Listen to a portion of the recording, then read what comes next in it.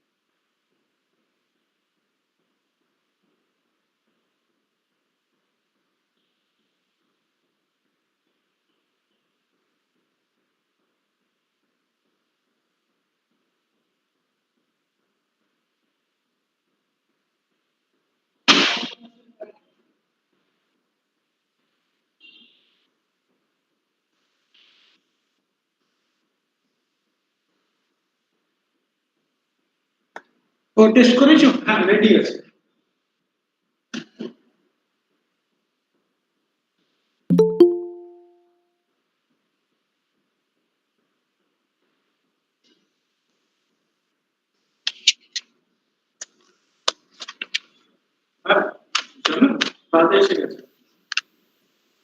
Good afternoon, Father. Hey, good afternoon. Father, we're going to start exactly at 3 p.m. Already contacted with all the resource I persons. I spoke to Professor Mr. Professor Omirot, I think, sir. yeah, the Father. senior one. Yes, I spoke to him. Yes, he was happy. He was glad to accept. Father, I think as of now, we have around about 42 participants. And Okay. I think we have Vice Chancellor from APU College, APU University Okay. among us. We'll start exactly 3 p.m. Father, once So resource person. we start exactly at 3 p.m. Sure. Okay, okay. Thank you.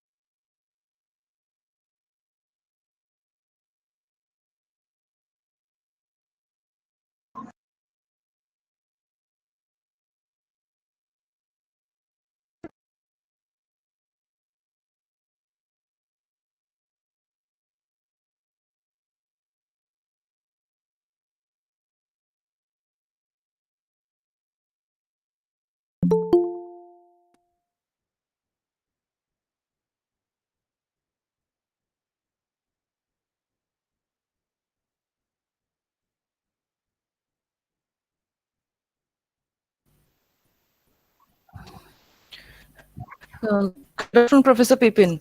It's been a long time since we met. Hi, good afternoon. How are you? I'm good. It's been a Yeah, long so time. I mean, I think yeah, it's been a year exactly almost. yeah, almost a Uh, year. That's right.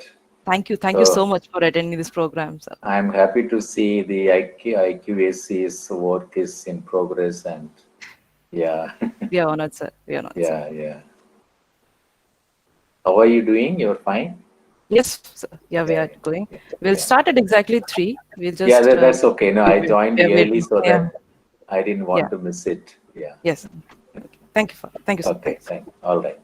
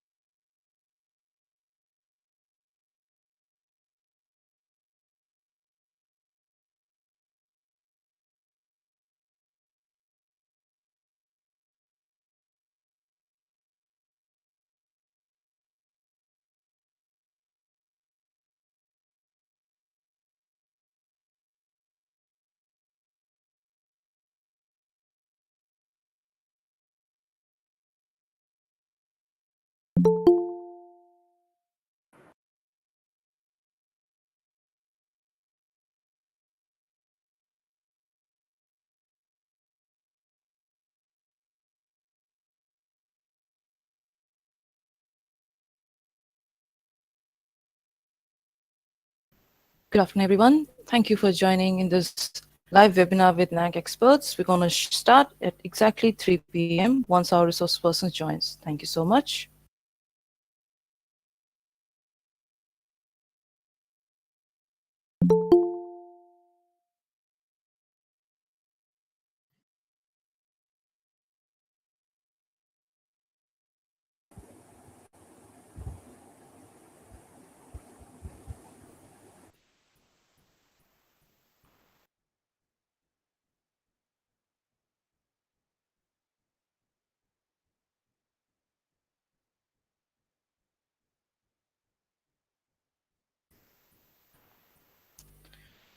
Good afternoon, sir. Professor Somirat. I am the IQAC coordinator here.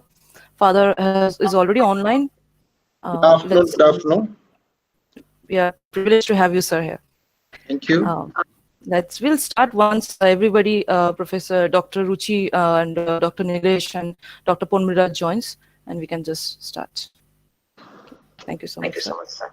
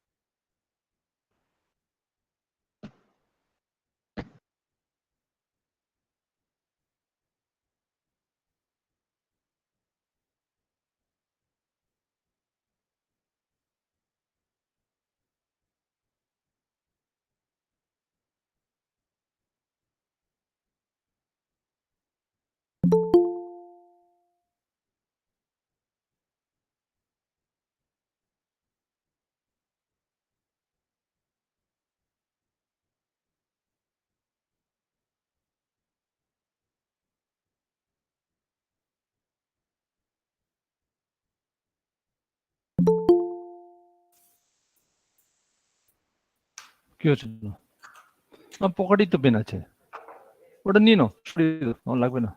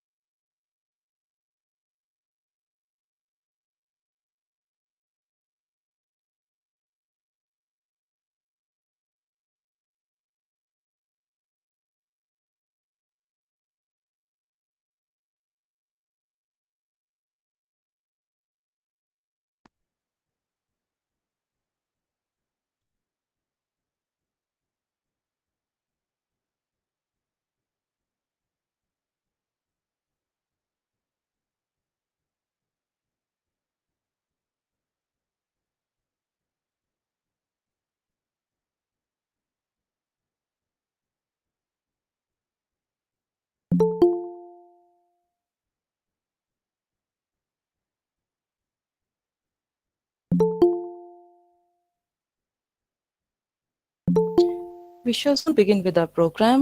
All of you are requested to mute your mic. We'll start exactly at 3 p.m. once all the resource persons join. Thank you so much.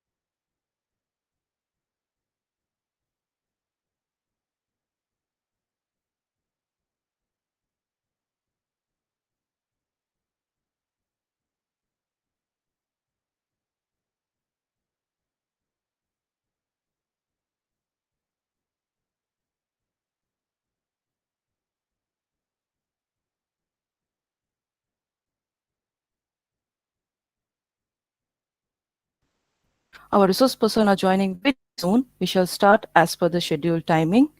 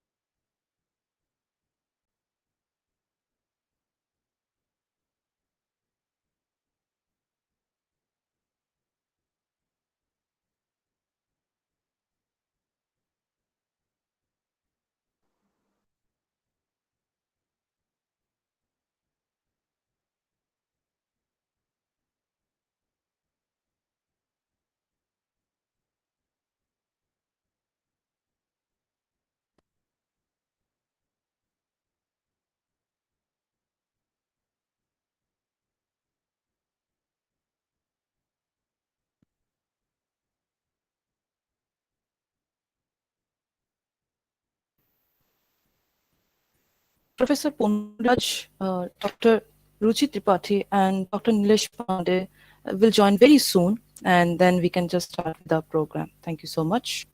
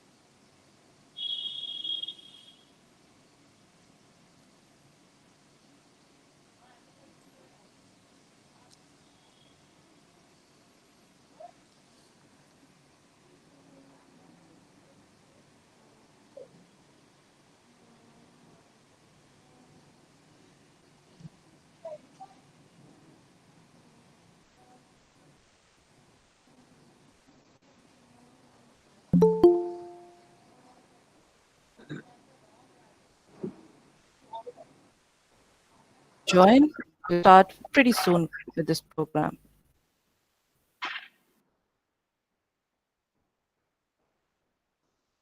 All of you are requested to keep your mic mute for the program.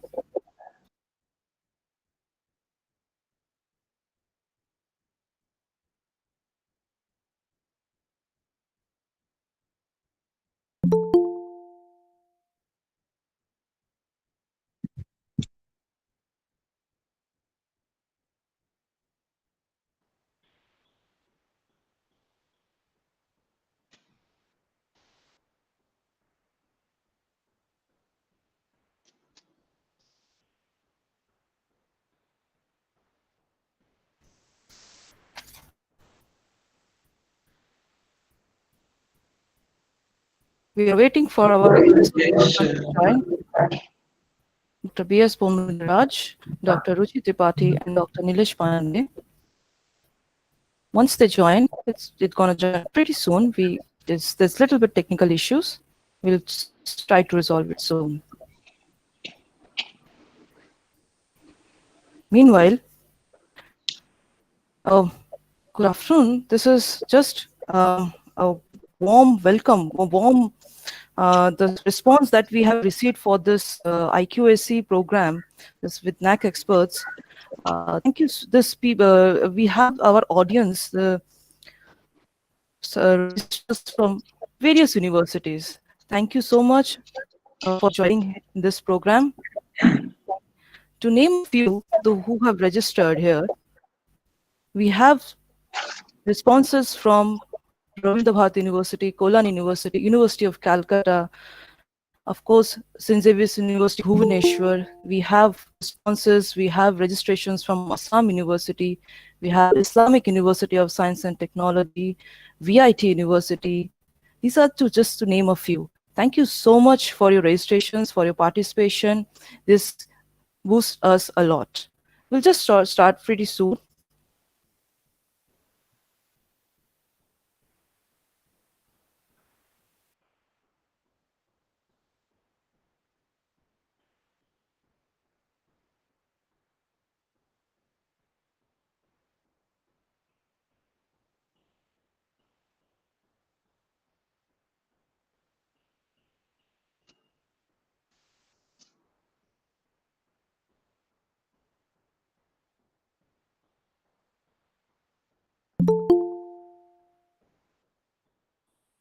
Professor Tanushree, are they joining us?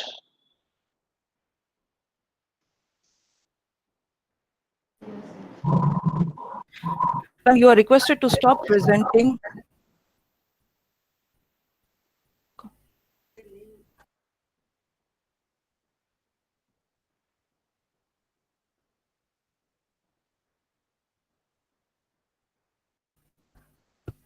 Yes, Father, Dr. Ponviraj just called. We're about to start. He's about to join. He had a session early in the morning, so he's about to join. He's just logging in.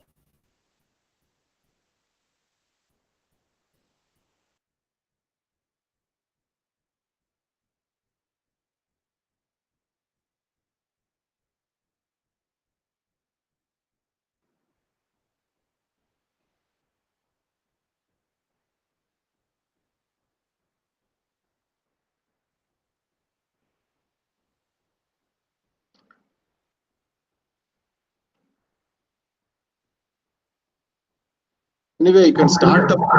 I think we shall start the program. Okay, yes, Father. Since Dr. Amiya Kumar Rath is there, we should start the program. They can come and join us. So go ahead, Professor Tanushree. Okay. So, Father, I hope I'm audible. Yes, you are. Go ahead. There Father, we have Dr. Ponmudi Raj. Yes, you're welcome.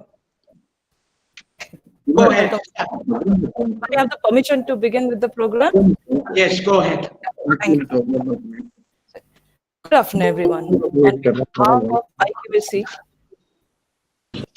On behalf of IQAC, I welcome you all for this event, NAAC Assessment and Accreditation Process, the know-how, conducted by IQSL in Xavier University. We have among us some eminent dignitaries from NAAC, and before going into that, further with your permission, I would like to give a glimpse of the university. So St. Xavier's University, of course, we all know, is run by the Jesuits under the leadership of our Honorable Vice Chancellor, Reverend Father Dr. John Felix Raj. It was established in the year 2017 on February 8th under the St. Xavier's University Act.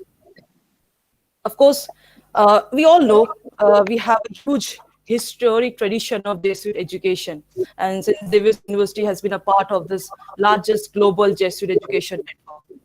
The motto of St. Xavier's University is Nihil Ultra, meaning nothing beyond. It is a guiding impulse for all Xaverian endeavors. Keeping the Xaverian spirit in mind, I now humbly request our Honorable Vice Chancellor and Father Dr. John Felix Raj to address the audience. Thank you, Professor Tanushree. A very good afternoon to all of you. I start with a note of gratitude to all the four esteemed and eminent speakers in this webinar from NAAC. Dr. Amiya Kumar Rath, Advisor NAAC. Dr. B.S. Ponmudi Raj, Advisor NAAC. Dr. Mrs. Ruchi Tripathi, Assistant Advisor NAAC. And Dr. Nilesh Pandey, Assistant Advisor NAAC. The St. Xavier's University is very grateful to all of you for accepting our invitation and being with us this afternoon for this webinar. This webinar is being organized by the IQAC of St. Xavier's in association with NAAC Bengaluru. The objective of this webinar is to create awareness on the NAAC accreditation process, its know-how, and help higher education institutes in their process and education. Professor Tanushri gave you an introduction of St. Xavier's University. I don't need to say much. We have just completed 3 years and begun the 4th academic session. And so we must be getting ready for a NAAC accreditation and assessment process. As all of you know, COVID-19 pandemic has affected all of us, all aspects of our life. And it has thrown several challenges to us, especially in higher education. And I'm happy to know that NAAC is working on this new normalcy to address these challenges. And our congratulations to NAAC and the NAAC team for their efforts in this regard and for their association also with St. Xavier's University. Opportunity to understand and to incorporate the revised accreditation framework, which is data-driven, based on the qualitative and quantitative metrics. Our familiarization and internalization on the same are very crucial, and there is a need to reciprocate the keen interest that NAAC is manifesting in promoting quality among higher educational institutions. Accreditation, as you know well, supports funding for higher educational institutions. It creates a standard which is accepted not just in India alone, but also outside in many countries. Institutions should take advantage of the accreditation process and its benefits. Students from accredited institutions find easy to secure admission in internationally reputed institutions. St. Xavier's University, right from the beginning, is striving to achieve this. The new education policy just was passed not even, maybe a little more than a month ago. And that education policy has a vision, a transformative vision. And I think we have to go in that line and find our education informative, relevant, transformative. And with that purpose, and I'm sure this webinar will definitely enlighten all of us, all the participants. We have a large number of them from different universities attending this webinar.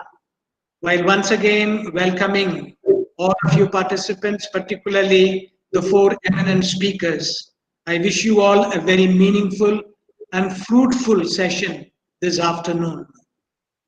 I would like now to invite Dr. Amiya Kumar Rath, the advisor of NAAC, of course, to share with us his ideas and reflections on the topic and enlighten us. Sir, over to you. Thank you very much.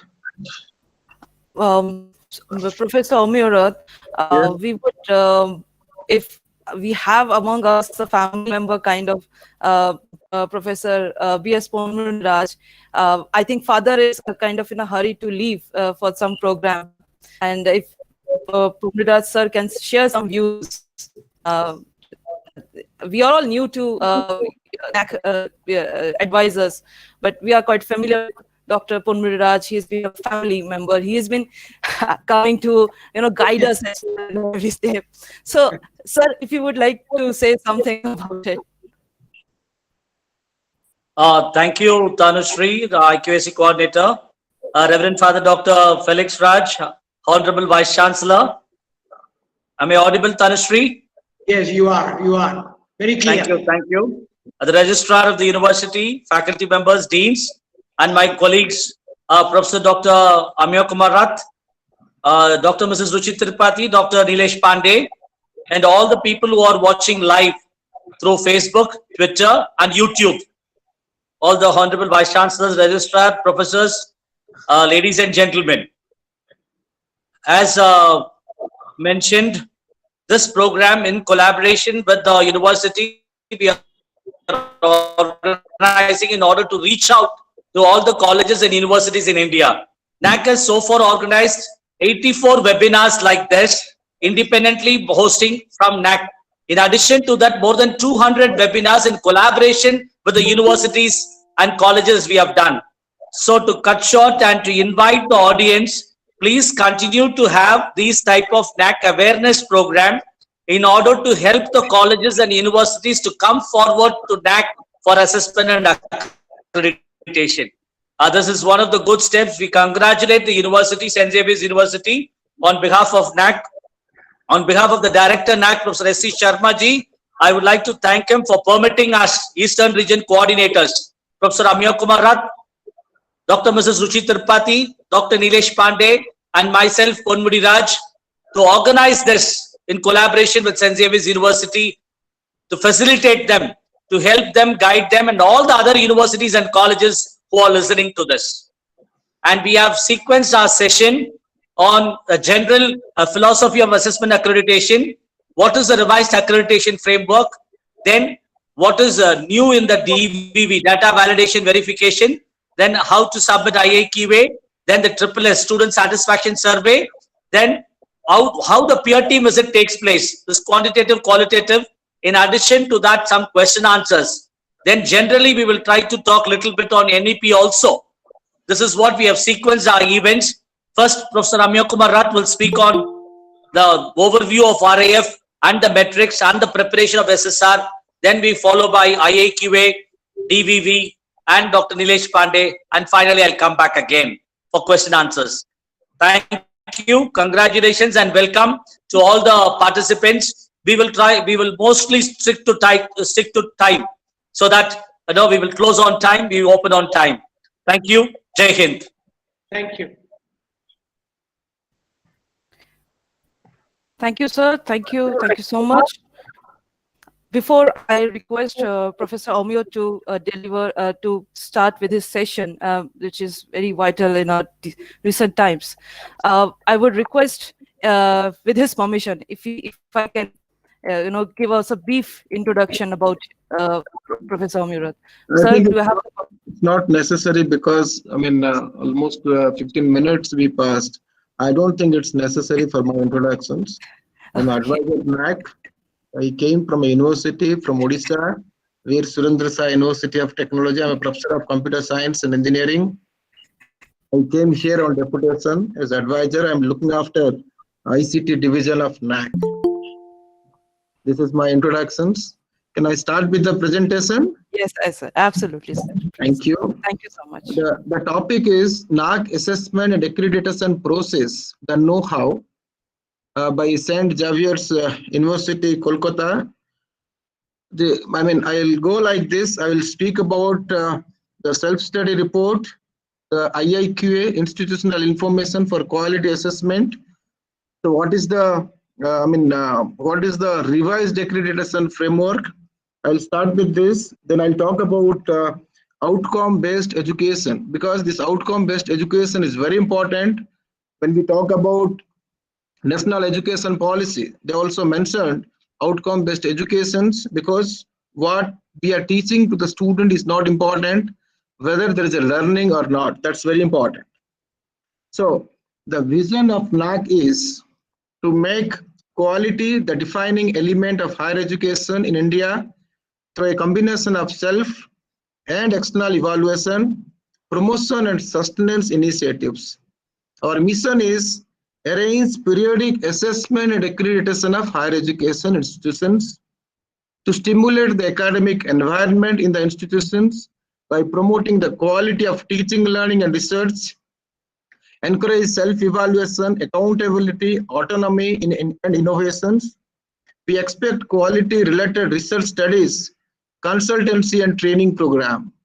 Similarly, we expect more on collaborations with other stakeholders of higher education.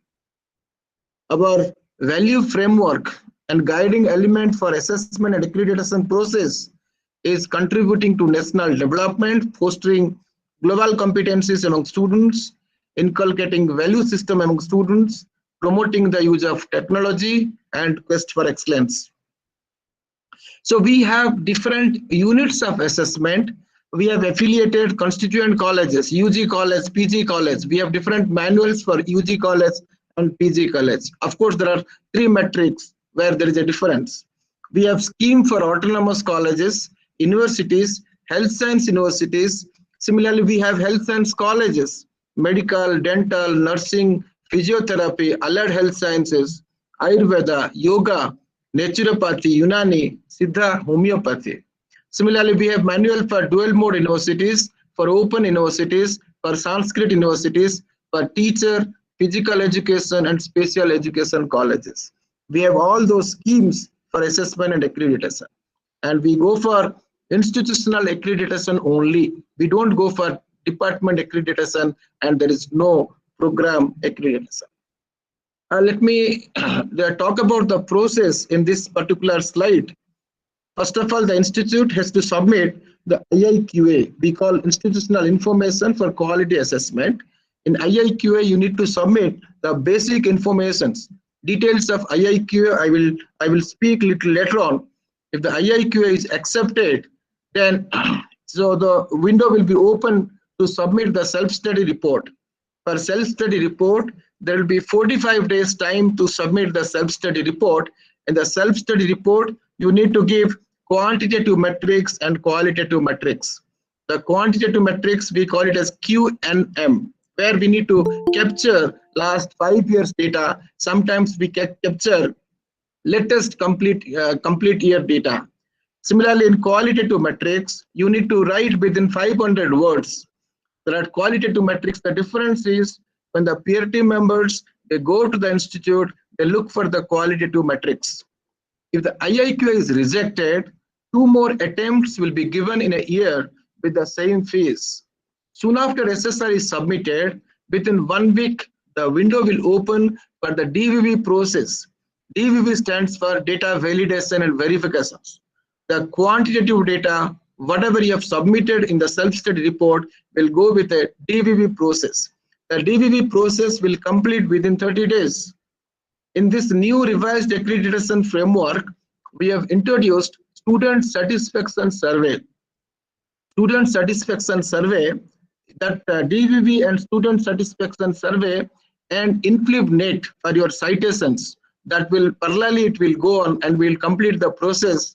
Then after completing DVV process and student satisfaction survey, the pre-qualifications. The pre-qualification is the pre-qualifier of quantitative metrics. 25% of the total quantitative metrics of system generated score. If you get more than 25% or more than or equal to 25%, then it will go to the next process, next phase. The next phase is if you are pre-qualification passed, then only it will go for peer team visits. So that entire process will take around maximum 90 days to complete the peer team visits. Then finally, the quantity of scores, that is, which is 70%, qualitative metric score, that is around 30%. The total, computer generated and grade will be, you will get, then there will be a standing committee which will declare the grade. If you talk about our revised accreditation framework, as I have mentioned, it is 75% to 70 to 75%, depends on the unit of assessment. 75% is quantitative metrics and 25% is qualitative metrics, and quantitative metrics will be validated by the DVV. So we have 7 different criteria, and there are different key indicators. If you look at those criteria, they are divided into different key indicators. Again, subdivision of different criteria. I will go for key indicators in my subsequent slides. There are metrics. There are 115 metrics in universities, out of which there are 36 metrics are qualitative, which will be validated by the peer team members when they go for the visits. There are 79 metrics are quantitative metrics. Similarly, key indicators 31 for UG and 32 for PG. Metrics are 93 for UG, where qualitative is 35 and quantitative is 58. And there are 96 metrics for PG, where qualitative is 36 and quantitative is 60. So So if you look at this in the universities, there are 79, as I mentioned, quantitative metrics and 36 qualitative metrics, 73.6% of quantitative metrics and 26.4% of qualitative metrics in the universities. So in the curricular aspects, look, there are 9 every criterias. We have some quantitative metrics and some qualitative metrics. In curricular aspects, 9 quantitative metrics and 2 qualitative metrics. Teaching, learning, and evaluation, 13 and 6. Research, innovations, and 5 and 4. Infrastructure and learning resource, it is 9 and 6. Student support and progression, 10 and 2. Governance, leadership, and management, 7 and 9. In the governance, leadership, and management, there are more qualitative metrics than quantitative metrics. Similarly, for institutional values and best practices, which is 6 and 7. Similarly, this is the quantitative and qualitative metrics of affiliated PG and affiliated UG. Let us try to understand what are those criteria we have. If you look at the criteria are curricular aspects, teaching, learning, and evaluation, research, innovations, and extensions, infrastructure and learning resources, student support and progression, governance, leadership and management, institutional values, and best practices. If you look at any accreditation agencies and revised, and I talk about the ranking framework, if you talk about the quality of any educational institute, you need to have all those criteria, whatever we have defined. In the profile of the universities, again, as I was mentioning, the curricular aspects is a criteria, it is maybe a chapter, and inside that we have different sections. We have different key indicators. We call them as key indicators. In curricular aspects, the weightage is 150. And curricular design and development, 50 is the weightage. Academic flexibility, 50 is the weightage. Curricular enrichment, 30 is the weightage. And feedback system, the weightage is 20. There are total for 7 different criteria. The weightage is 1000. 1000. Let me tell you how this calculates before my presentation. 1000, every metric. You talk about quantitative metrics or qualitative metrics. Every metric is mapped onto 4, 3, 2, 1, 0. Maximum is 4, 0 is minimum. 0 is 4, 3, 2, 1, 0. Every metric in a quantitative metrics, most of the metrics has got a formula. Numerator divided by denominator will get a value. That value is mapped onto 4, 3, 2, 1, 0, depends on the benchmark, which I will talk in my subsequent slides. Let us try to understand. In universities, we expect curricular design and development. Of course, in affiliated colleges, we talk about curricular planning and implementation, how you plan the curriculum which is designed by the universities. But in universities, we expect more of designing the curriculum from the, based on the industry needs. What is the process you have? Whether the stakeholders are involving the stakeholders for designing the curriculum. What is academic flexibility? Do you have some programs for enrichment of curriculum? So that for employability, we need to have some courses for enriching the curriculum for employability and feedback system. This feedback system is basically for the curriculum. That means how to improve the curriculum. What are the feedback you collect from different stakeholders? We have a feedback system here. And one important component is when I was talking about outcome-based educations in our national education policy, also they talk about outcome-based education and cognitive domain. This particular things which we found this affiliated colleges, except engineering colleges, the other science and arts colleges, they find it difficult to understand what is program outcomes, what is program specific outcomes, and what is course outcomes. One of the questions in our university, we expect curricula reflected in program outcomes, program specific outcomes, and course outcomes of the program offered by the university. It's a qualitative matrix. I hope it is audible. Yes, sir. Yes, sir. Yes, sir. Yes, sir. Yes, sir. It is audible. Sir, can you please share the screen so that we can see the slides? This is Arijit here from XIMB. Yeah, is my slide? I have already Yeah. shared the slides. Yes, No, slides are visible. Screen is Slides clear. Visible. Slides are visible. visible. Okay, Okay. okay, Screen is sorry, visible and it is clear. Yeah. So Okay, Ramya's sir. screen is visible and it is clear. Okay. Fine. Okay. Fine, Raj. Fine. Fine. So let us try to understand how can we enhance. When we talk about outcome-based education, I thought I should tell you something which is very important, how to involve the students in the classroom. How can we enhance the thinking levels of our learners? Benjamin Bloom says, education should focus on mastery of subjects and the promotion of higher forms of thinking, rather than a utilitarian approach to simplify transferring facts. Giving the notes from the faculty to the student is not important. What is important is how to involve the students to go from low order thinking to high order thinking. That means remembering, understanding, applying, analyzing, creating and evaluations. It is the duty of faculty members. When the faculty member is setting the question papers, when the faculty member is giving the assignments, trying to solve a problem in the classroom, it's not only remembering, you should take the student from one level of understanding to another level of understanding. I was attending a conference somewhere in, one Australian professor, she was, she was chairing the session. We could see that in Australia, she said, we talk about all level of understanding from remembering to evaluating and creating since the childhood. Very important. I was trying to focus more on remembering, understanding, applying, analyzing for undergraduate students and for postgraduate and PhD students for creating and evaluations. But it's very important that even for school and college students, we should focus on all the seven level of understanding. So when I talk about the course outcome, I will use those verbs. Remembering, I will use state, recall, list, label, and name. Understanding, I use the verb summarize, comprehend, interpret. Applying, I will use solve, compute, demonstrate, and use. Analyzing, I will use those verbs analyze, compare, relate. Similarly for evaluating and creating.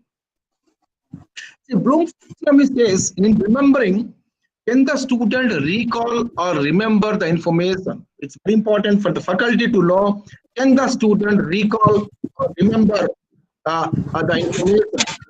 Similarly, for understanding, can the student explain ideas or concepts? That is understanding. It's the duty of faculty members to know, can the student explain ideas or concepts? In applying, can the student use information in a way? Similarly, for analyzing, can the student distinguish between different parts? Evaluating, can the student justify a stand or a decision? Creating, can the student create a new product or point of view? It is all necessary for all the students to understand. Let us take a simple examples.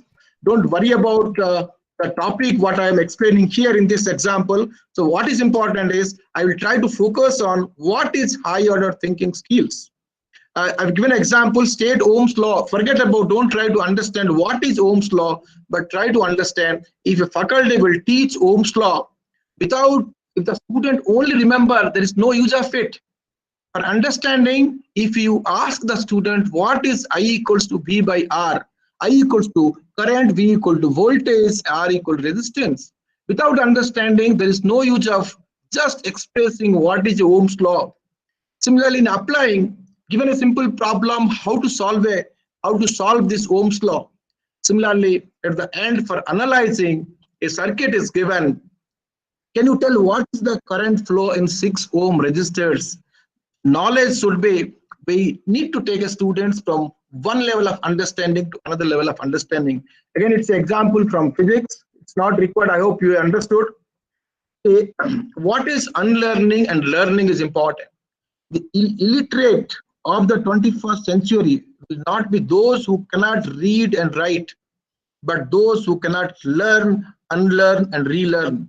It is for the faculty members to learn, unlearn, and relearn. Let us try to understand what is important. change is very important. I remember 6 months, 7 months back, soon after this lockdown, we started this online program, conducting program webinars, as Dr. Palmudi Raj mentioned. So we understood that it was very difficult for all of us to try to get acquainted with the virtual learning, virtual teaching. But gradually, throughout the world, in the higher education, students have understood, faculty members have understood. What is important is, so this is the best example of a change which I will talk. So what is outcome-based engineering education? It's not what we teach, it's what we learn. What our students are learning is most important than what we teach in the classroom. So outcome-based education says, first of all, we have to find out what is the requirement of the students. It will give a clear picture of what is important for students to be able to do. When a student will undergo a program for 3 years or 4 years, we need to understand what is important for a student. Then go for a triangle. In the triangle, one side we have curriculum, another side we have delivery mechanism, another is assessment. We should prepare the curriculum accordingly. Then delivery mechanism, the teaching learning process has to be made. Then the assessment. We will use some direct assessment tools and we will use some indirect assessment tools to make the students and what evaluation of the students, whatever they have learned. If curriculum, delivery mechanism, assessments, if you do it properly, then you will find surely the learning happens.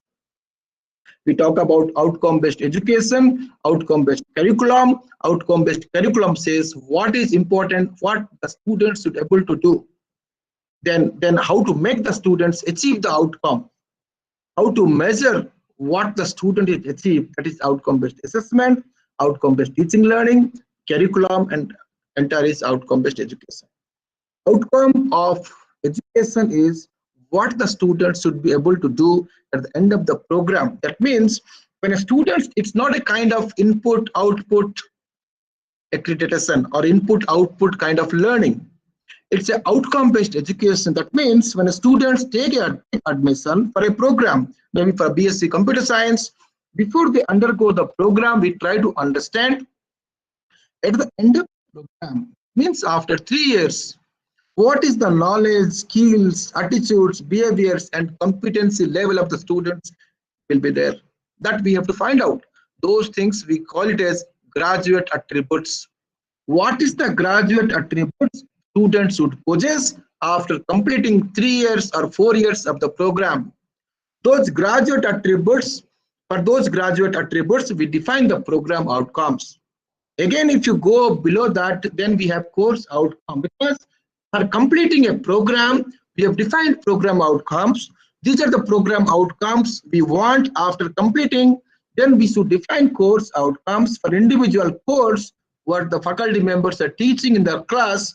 Then you go for a unit outcome, module outcome. If you do that properly, then outcome-based education, whatever we intended to do, and the students has achieved after completing 3 years or 4 years of the program.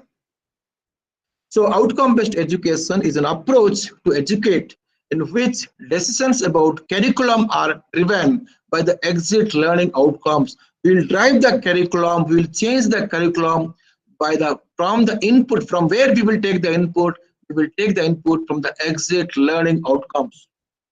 Look at this slide. This is here, we have plan. Plan is your course learning outcomes, program learning outcomes. We have defined mission, we have defined program educational objectives, we have defined program learning outcomes, and we have defined course learning outcomes. And teaching, do means teaching learning process. Teaching learning process, you have course syllabus, you have pedagogies, the methodologies which you will use to impact teaching learning process, then learning process, then assessment. Check. Then your assessment, that's assessment of the course, assessment of the program, and assessment of the universities. Similarly, we have continuous improvement. Always there should be a continuous improvement. Today, the course outcome, what we have, the next batch of students, if I will be teaching the same course, I should have different course outcomes. It's like I used to say always that I will schedule my classes depends on what is the kind of students, what is the intelligence level of the students. Like the way doctor look at the patient, he's not giving the medicine to the same medicine to different patients. Okay. Similarly, we need to understand what is the learning level of the students, what is the input of the students. Accordingly, I have to structure my classroom. That's very important. We need to structure the classroom depends upon the need of the students. Then we have learning outcomes, learning activities, and learning assessment. So vision statement is it focuses on tomorrow and what an organization wants to ultimately become. Mission statement focuses on today and what an organization does to achieve it. Both are vital in directing goals. So program educational objectives is very important for any program, not only engineering degree program, it's for any program. It describes the expected achievement of graduates in their career. In their career means 3 to 5 years after completing their program. We should not leave the students once they complete it. We try to describe, we will define a program educational objectives. It addresses the attainment, it addresses the graduate attainments within 3 to 5 years, within 3 to 5 years after their graduations. Then program outcomes, which consists of abilities to be attained by the students before they graduate. As I mentioned, your mission statement, your PO, you have to design program educational objectives which will be aligned with the mission statement. Then you have defined program outcomes by the time of graduation, right? Then we have course outcomes coming below the line. As I was mentioning, program outcome is the expected to know and able to perform by the time of graduations. They complete 3 years. What is the knowledge of the students? What is the skills of the students? What is the competency of the students? What is the attitudes and behavior of the students? Okay. See, focus and benefits of OBE. Let us look at this. I'm addressing 3 questions. What do we want the students to have or be able to do? For that, we have to define your PO and we have to define CO. How can we best help students achieve it? How they will achieve it? It is the duty of faculty members to achieve PO and CO. Effective pedagogy and teaching learning process. Then how will the student, how to know that whether the students have achieved it or not? If you talk about whether the students achieved or not achieved, that means we talk about formative assessment and summative assessment. Then the continuous improvement, continuous quality improvement for further improvement. It's like a loop. It's like, again, you go to the first question for the next batch of students. It's like a continuous improvement. The benefits of OBE is more directed and coherent curriculum. Graduates will be more relevant to industry and other stakeholders. Well-rounded graduates. Then we talk about continuous quality improvement in place. Expectation on students under OBE, the outcomes. Students are expected to be able to do more challenging tasks other than only they will not memorize and reproduce whatever the faculty has taught, but they expect to do more challenging tasks. Maybe writing project proposals, complete projects, analyze case studies, give case presentations, show their abilities to think, question, research, make decisions based on findings. These are the things students can do if you talk about OBE. Be more creative, able to analyze and synthesize informations, able to plan and organize tasks, able to work in a team as a community or in entrepreneurial service, teams to propose solutions to problems, market the solutions. Like we talk about learning outcomes, then program outcomes, then program educational objectives. Look at this slide. We have vision, mission, then program educational objectives, then program outcomes, then course outcomes. Below course outcomes, we have unit outcome, module outcome, and all that. How to define program outcomes? We take graduate attributes. Based on the graduate attributes, we'll define program outcomes.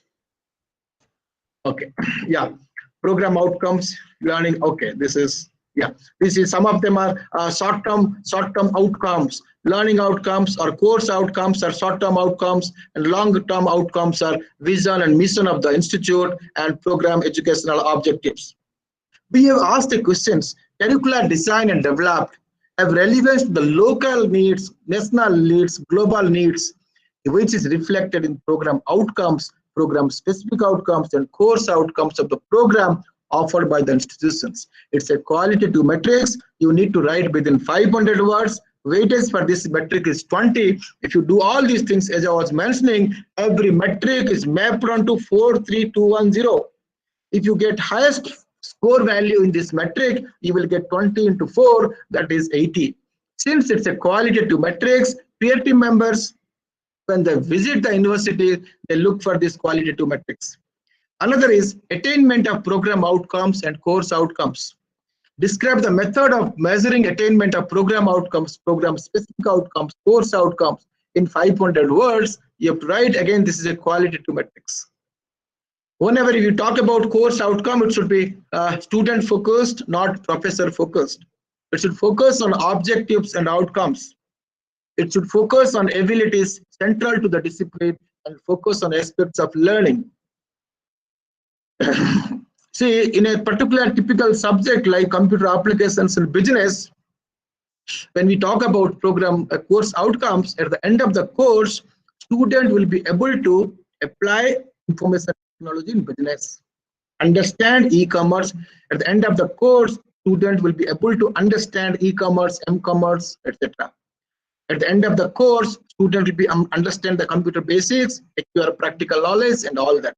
Whenever you write course outcomes, please look at the Bloom's taxonomy, whatever I have defined, and try to focus more on high order thinking of Bloom's taxonomy, like analyzing, applying, creating, and evaluations. Not only understand, remember, instead of that, you focus on high order thinking of Bloom's taxonomy. Similarly, for another subjects of human resource and management, similarly for principles and practice of management, these are different course outcomes. Program outcomes are narrower statements that describes what the students are expected to know at the time of by the time of graduations. As I was mentioning, knowledge, skills, and behavior attitude of the students are very important, and program specific outcome is, see, the program outcomes may be common for 3 different programs, but every program should have a program specific outcomes. For BSc Computer Science, the program outcome, and for BCom, program outcomes may be common. A program specific outcome, you can define 2 to 3 program specific outcome specific to the program. Okay, program outcomes I have defined. Ability to acquire and apply. Look at this. I will just go for. I'll try to teach what is. I will try to tell you what is graduate attributes. At the time of graduations, we expect that the students should know. The students should have knowledge of science, engineering, and other disciplines areas. The problem analysis, the design and development of solutions, investigation of complex problems, modern tool usage, responsible to society, environment and sustainability, professional ethics, individual and teamwork, communications, project management and finance, lifelong learning. Whenever you are teaching, the students take admission, it is a responsibility that all those attributes, whatever I have defined here, students should inculcate those attributes when they complete a program.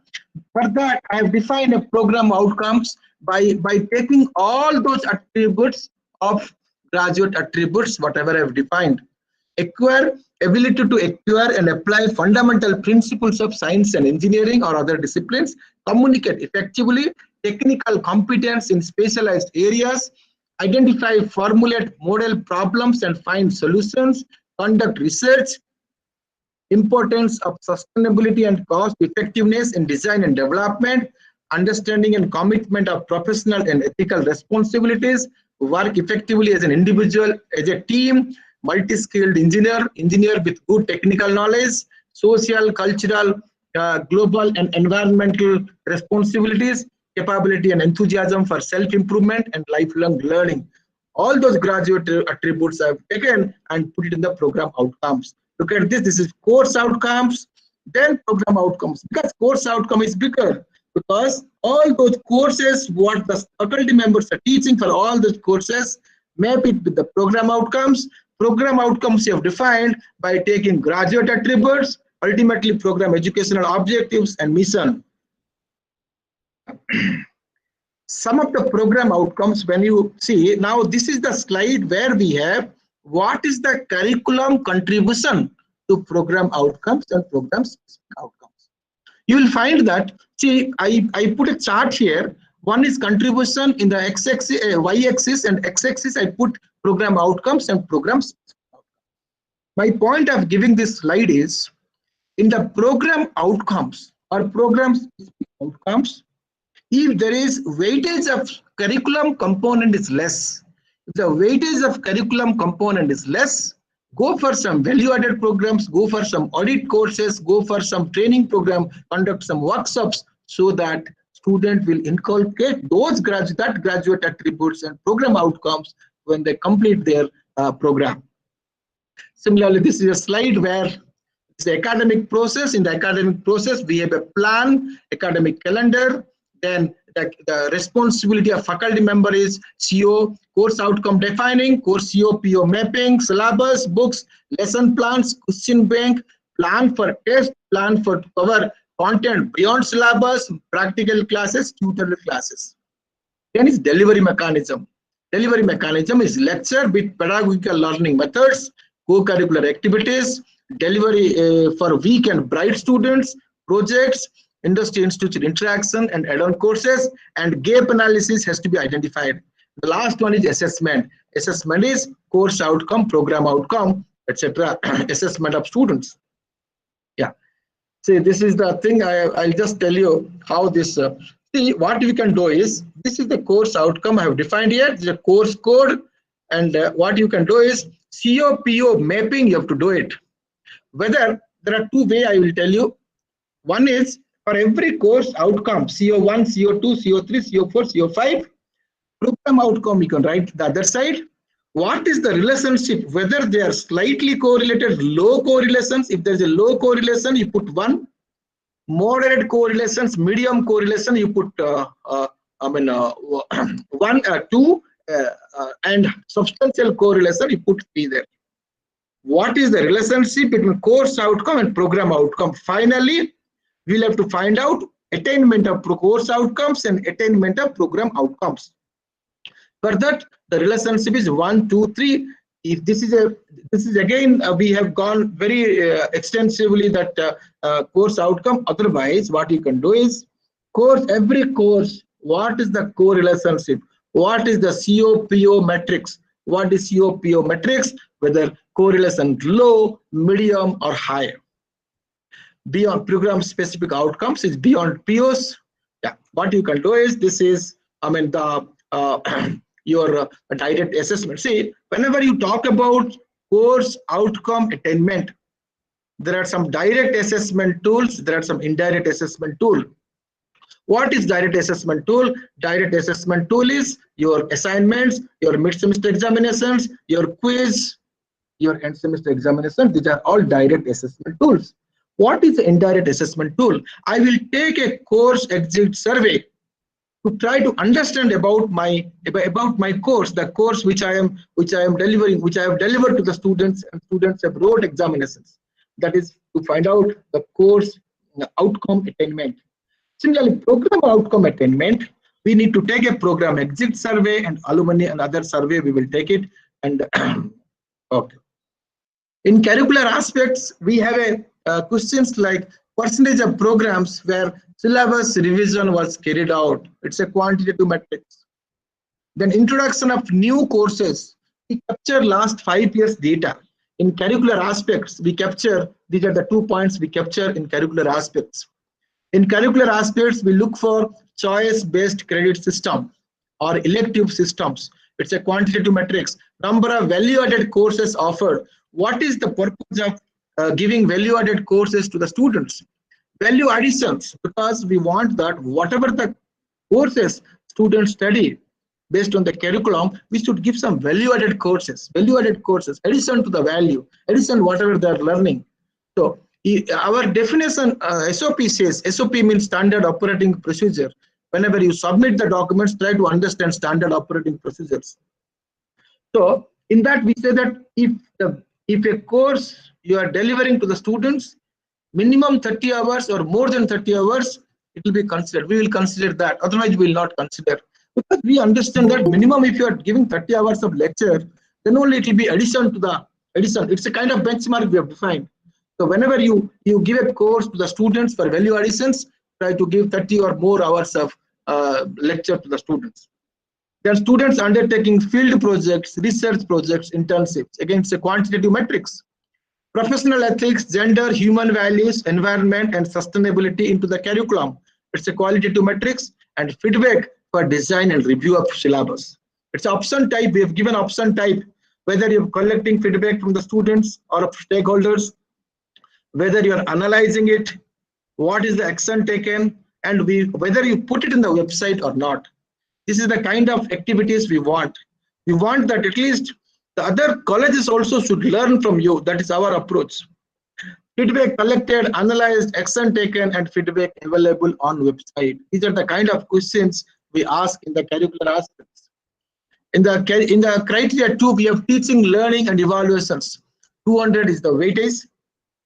Student enrollment and profile. 10 is the weightage. Catering to student diversity, teaching, learning process, teacher profile and quality, evaluation process and reforms, student performance and learning outcomes, and student satisfaction survey. Student satisfaction survey, that is the weightage. NAAC directly will collect feedback from the students. There are 20 objective questions and 1 subjective questions. It is always advisable whenever you apply to NAAC, let us give or discuss with the students that NAAC will anytime ask for student satisfaction survey. Then that you can, we have given a poster also in our website. You can download and put it in your college notice board so that student will understand that they need to give feedback, because we want a minimum response. For universities, we expect 10% of students or 500, whichever is less. If it is less than 500, that particular metric will not be considered for evaluations. So it is expected that students should give feedback. Minimum response has to be received.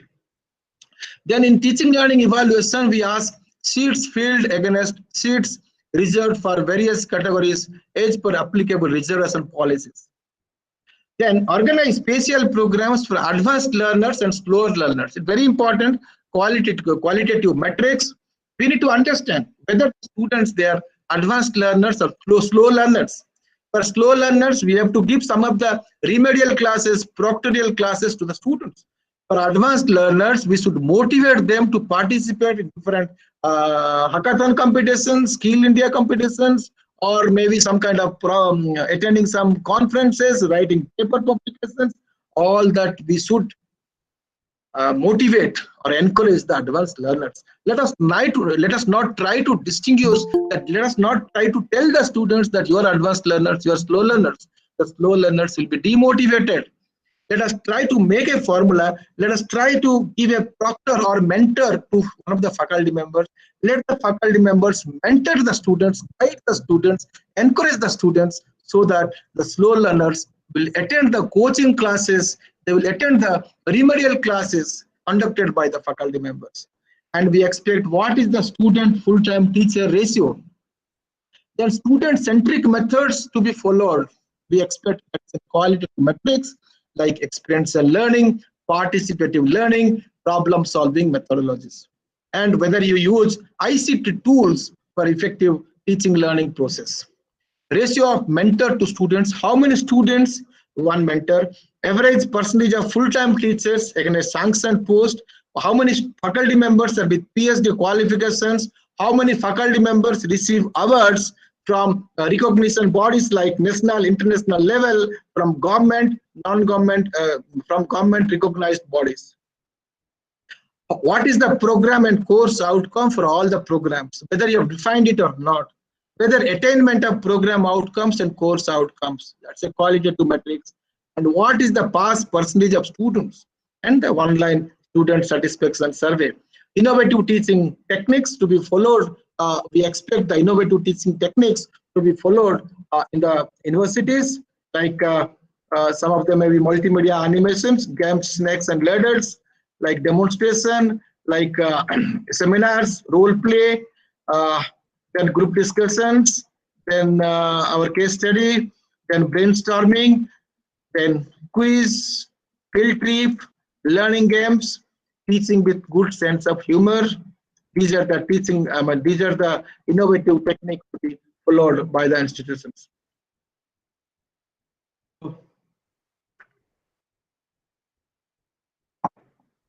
Direct versus indirect assessment of student learning.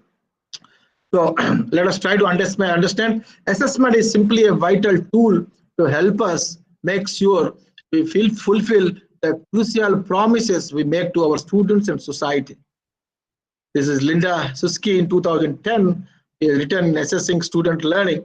Okay, assessment is, see, assessment does not merely mean end of course. It is examinations, but go further.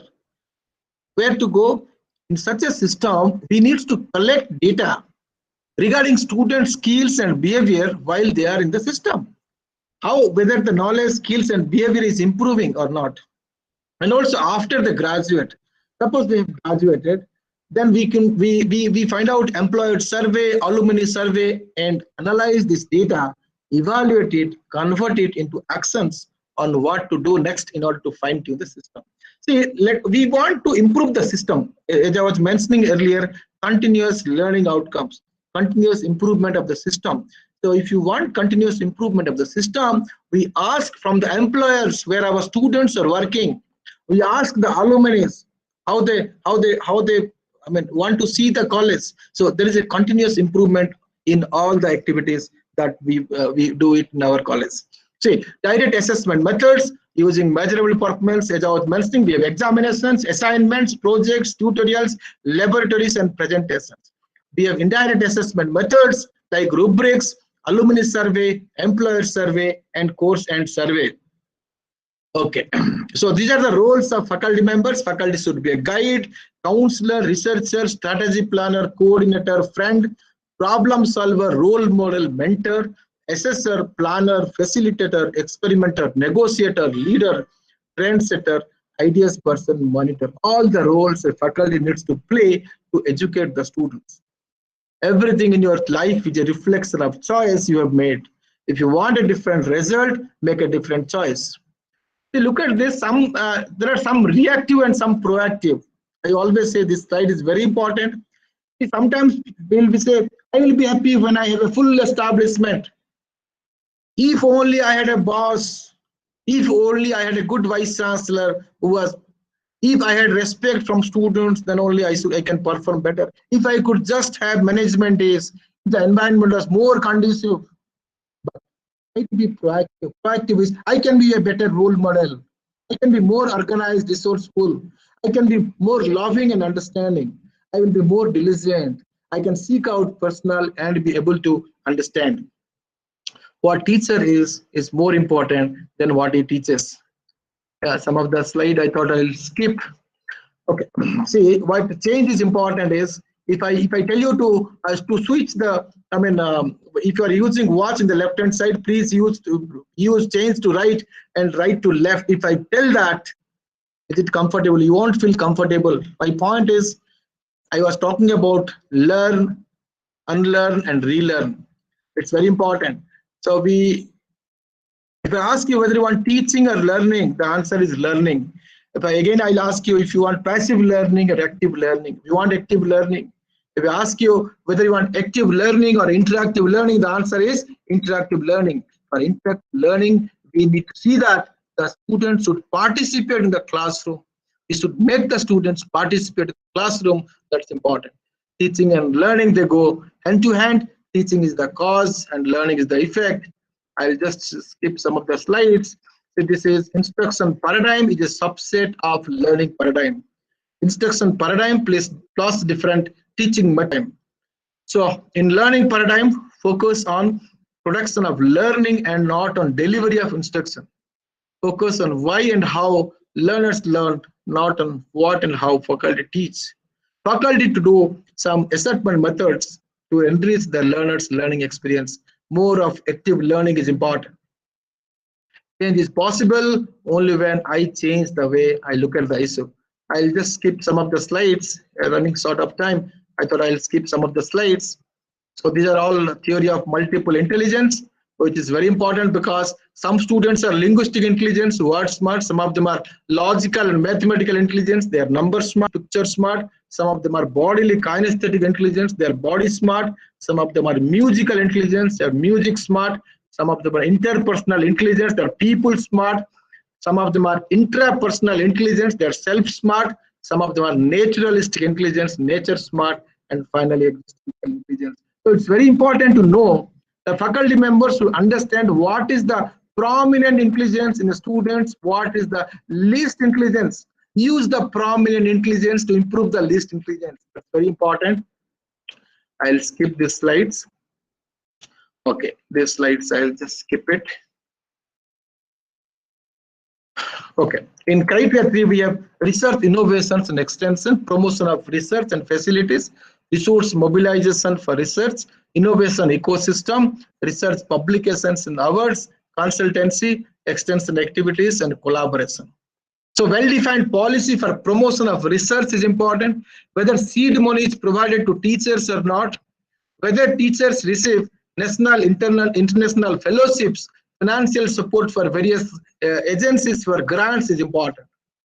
Funding for research from government agencies, non-government agencies, whether how many faculty members has got research projects, how many research projects per teacher, do you have an incubation center or not? Number of workshops and seminars conducted on research methodology, intellectual property rights, entrepreneurship, skill development, awards and recognition received by the faculty members, code of ethics for research, incentives to teachers who receive state, national, and international awards.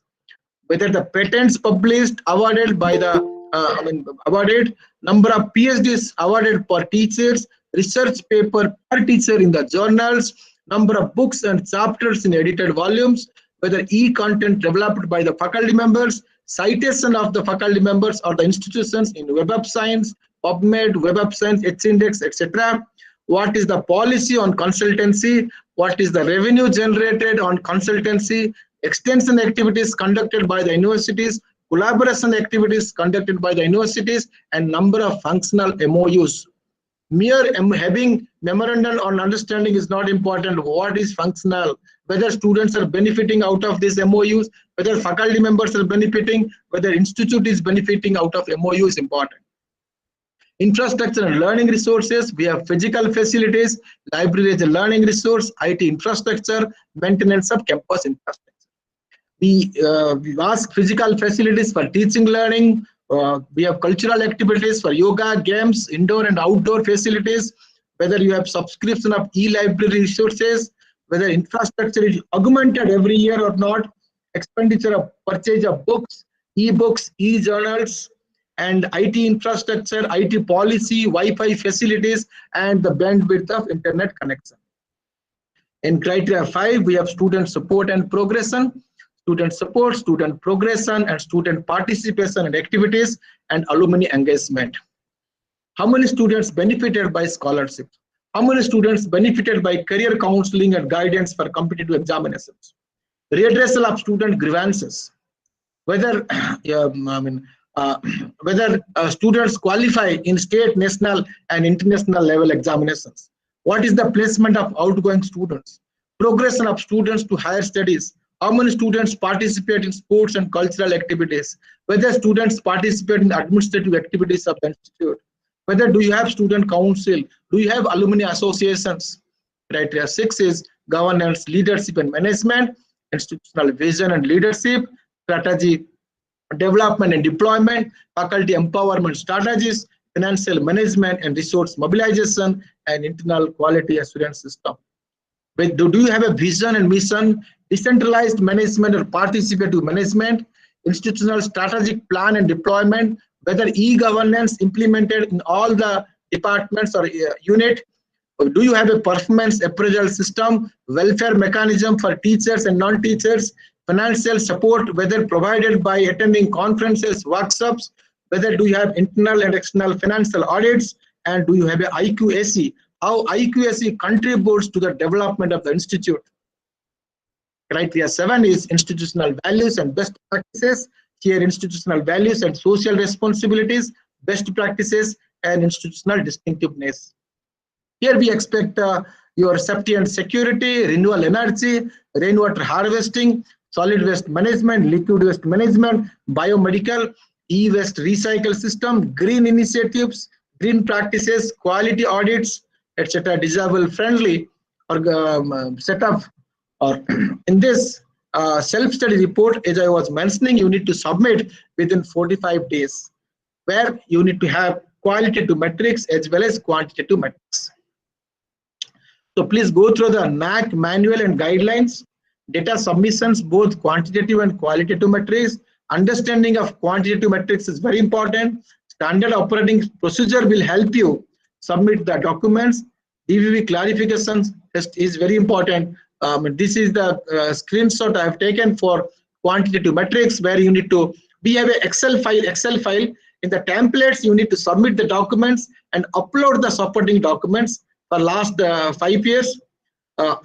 Okay, this is in the executive summary, we have introductory note, criteria wise summary, then strength, weakness, opportunities and challenges, then any additional information about the institute, overall inclusive explication. This is for the executive summary. This is very important slide, because in quantitative metrics, I told about 79 quantitative metrics. 79 quantitative metrics I mapped into 5 different categories. Somewhere we ask last 5 years data. Somewhere we ask average percentage of last 5 years data.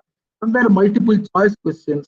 Sometimes we ask current year data. Sometimes we ask current year data ratio. Look at this slide. In this slides we ask 1.1.2. It's the last 5 years data we ask. Percentage of programs where syllabus revision was carried out during last 5 years. So, see, as I was mentioning, every metric is a formula, has a formula. What is the formula here? Number of programs in which syllabus was revised during last 5 years, divided by number of programs offered by the institute. Numerator by denominator will get a formula, multiply by 100, you will get a percentage. You will get a percentage here. So the denominator, you will get it from the extended profile. In the extended profile, we ask all the total number of students, total number of programs, total number of faculty members, total all those things we ask in our extended profile. That extended profile value, whatever you submit, that will go as a denominator. I'll give simple examples. Number of PhDs in the institute. How many faculty members are with PhD qualifications? That will go as a numerator. Denominator is total number of faculties. Numerator by denominator will give a value. That value is mapped onto 43210. Depends upon the institute response. Depends upon the institute response, you'll get 43210. If you get 3 here, 3 in this particular metric, 3 into 20 is 60. 60 is the score value. This is last 5 years data. Average percentage of last 5 years data in this metric. Average percentage of seats filled against seats reserved for various categories. It's a 2-level formula. Here we ask different years. Percentage per year we calculate. We calculate percentage per year. Again we calculate average percentage. Percentage per year for all 5 years divided by 5. This is a 2-level formula. Here in some of the metric we calculate, we get average percentage of last 5 years data. In somewhere we get multiple choice questions. Library has regular subscription of the following: e-journals, e-books, e-Source Sindhu, Sodh Ganga and databases. So any 4 of the above, 3 of the above, like a multiple choice. Somewhere we ask current year data. Percentage per day, usage of library by teachers and students. This is current year data. And somewhere current year data ratio. Ratio means mentor to mentee ratio. How many students, 1 mentor. Faculty student ratio. How many students and 1 faculty. So they are current year data ratio. Okay. This is qualitative data. As I was telling you, qualitative data, we ask some questions. We need to write within 500 words. Yeah. So what happens is, let us take this example. How the first one, 1.3.2, number of value-added courses for imparting transferable skills and life skills offered during last 5 years. So benchmark is, if it is greater than or equal to A, you get 4 there. If you A to BB, you get 3. BB to CC you get 2, DD to CC you get 1, less than DD is 0. Because your response, suppose depends on your response, if the response is greater than equal to A, you get 4. A to BB you get 3, BB to CC you get 2, DD to CC you get 1, and less than DD is 0. Similarly, I mean, this is the kind of depends on your response. Either you get 4, 3, 2, 1, 0, and that will be multiplied by your metric weightage there. Okay, this yeah. IIQA is the minimum is 2 batches of students graduated. 2 batches of students graduated in any program or at least 6 years of existence. For reassessment, after 1 year, you can come after 1 year, and before 3 years, then only reassessment.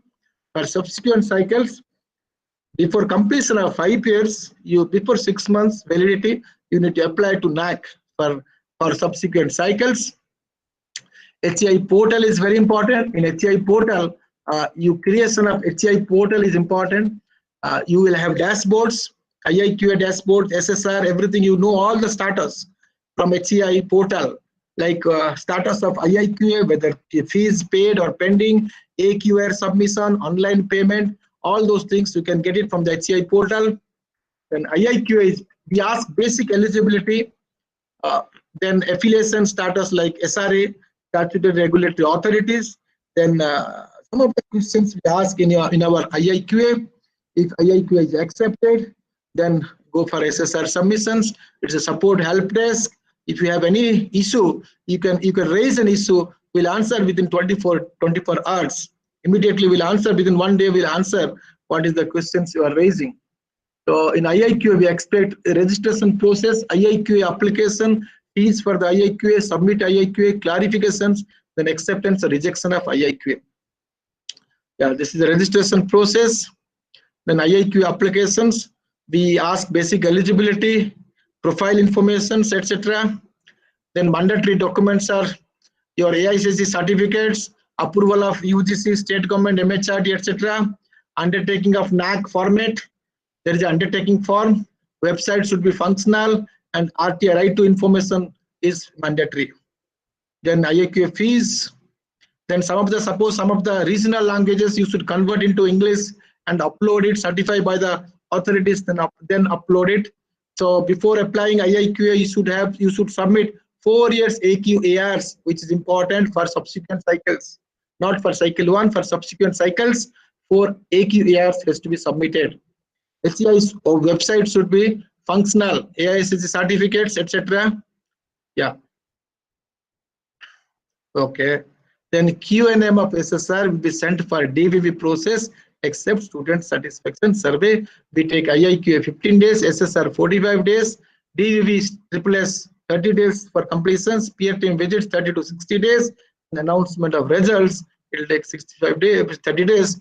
To achieve quality, we need to work together, collaborate with others, tolerate differences, respect diverse views, because none of us is as smart as all of us.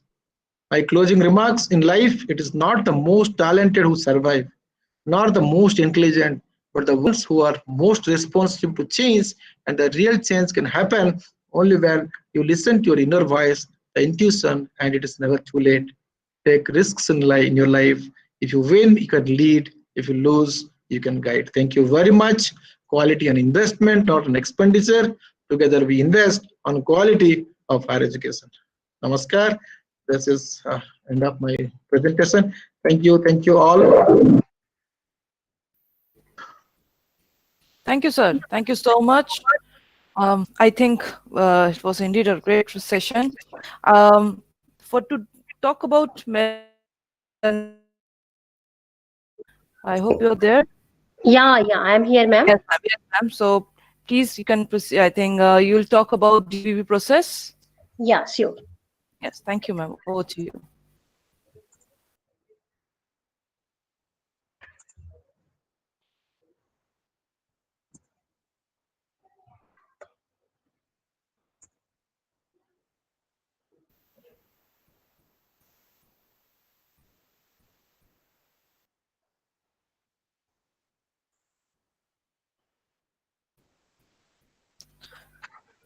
So here, Dr. Ruchi Tripathi, Assistant Advisor NAC, she's going to talk about DVB process.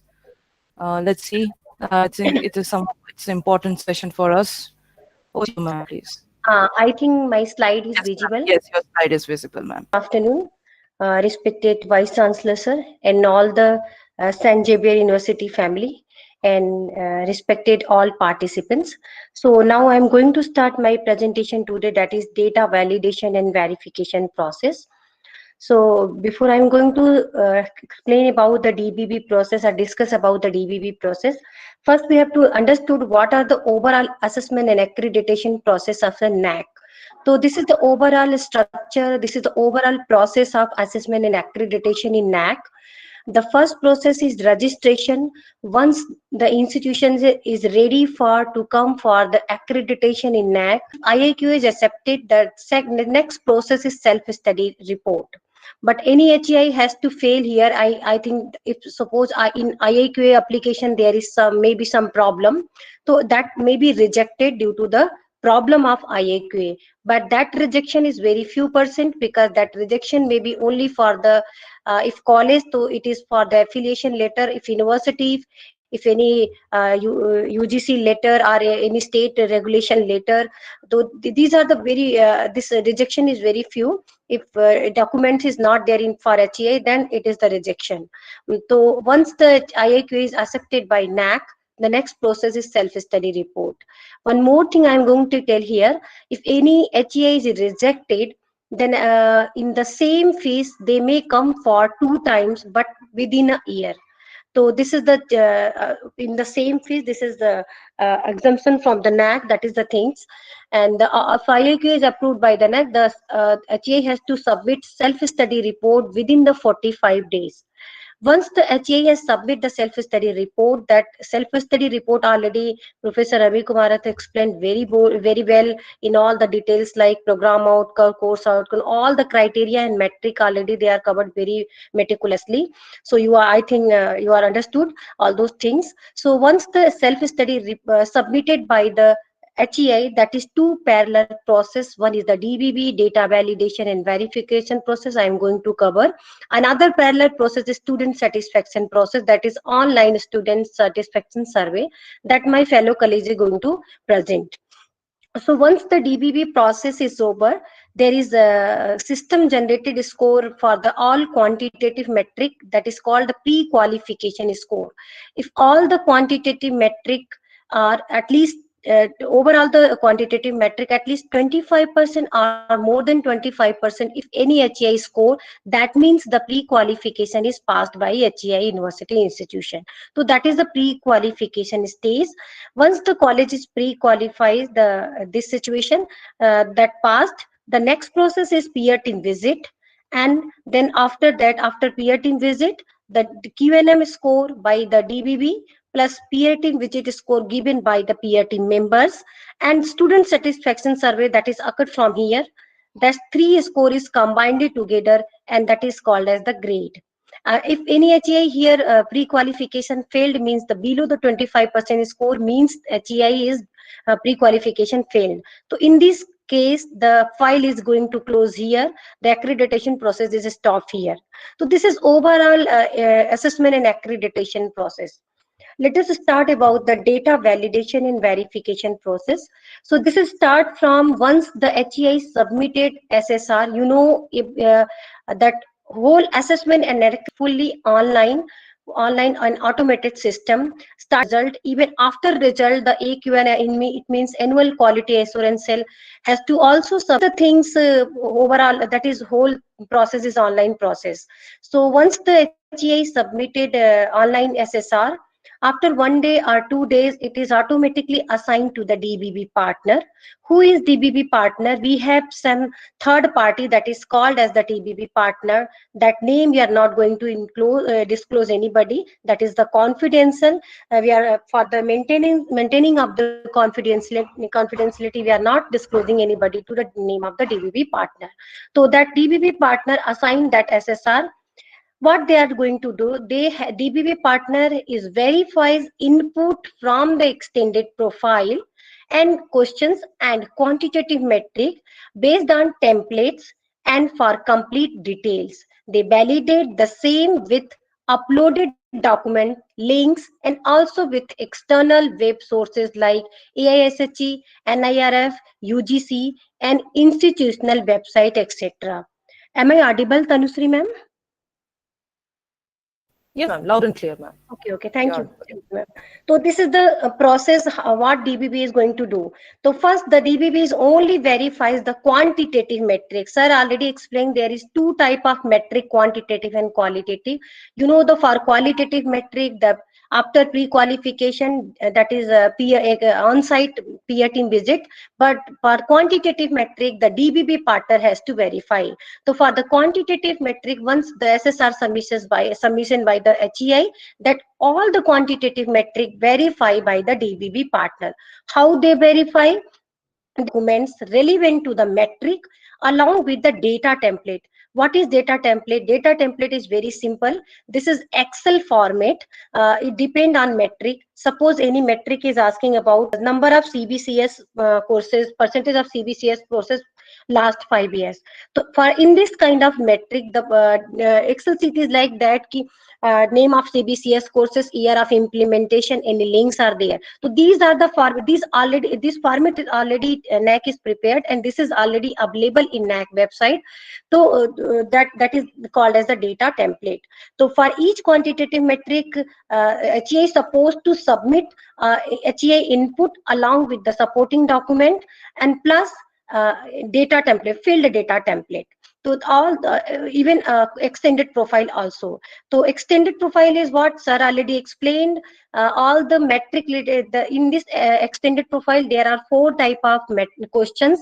One is asking about the program, another is the student, and third is the teachers, and the fourth is the institutions. So program related questions means how many programs are there across all last 5 years, and number of students last 5 years, number of outgoing students, and teacher related, how many full-time teachers are there, number of sanction seat of teacher last 5 years, institutions related, how many number of computers are there, and number of ICT classrooms are there, and total expenditure occurred in last 5 years. So these are the questions there in extended profile, and these all questions are the denominator of the quantitative metric. It is related to the concern metric. So this is the verification process. These all processes are on portal. File question or quantitative metric, wherever it found the mismatch between or discrepancy between the input given by HEI plus supporting document or the data template. Means whenever the DBB partner found that there is the discrepancy, means what HEI given the input for particular metric and the data template and supporting document, if any discrepancy, so in this case DBB partner will raise the clarification to the HEI. Then there is only 15 days, means HEI has to only 15 days. In this days time will be given to clarify all those query asked by the DBB partner, and also revise clarification input and submit the DBB clarification on portal. Though all the process are on portal only, DBB partner once found there a discrepancy, they raise the clarification to HEI, and HEI has to submit all those things within the 15 days what DBB asked, along with the revised clarification, supporting document, revised document, they has to upload within the 15 days.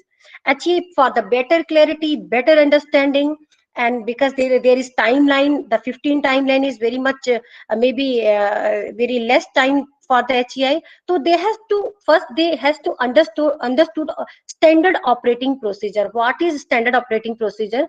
Actually NAAC is prepare SOP for university, for college, for autonomous college, for health science college, on the basis of metric and extended profile, which kind of document HEI has to provide and which kind of document HEI has to not provide, along with special guidelines and special instruction to HCI what they has to do during the DBB clarification. So if you are going to planning for the NAAC, you are planning to the come for that, before they have, you please aware about the manual, read manual, go through the standard operating procedure, understood the metric, see the data template, and all those things for the better clarity.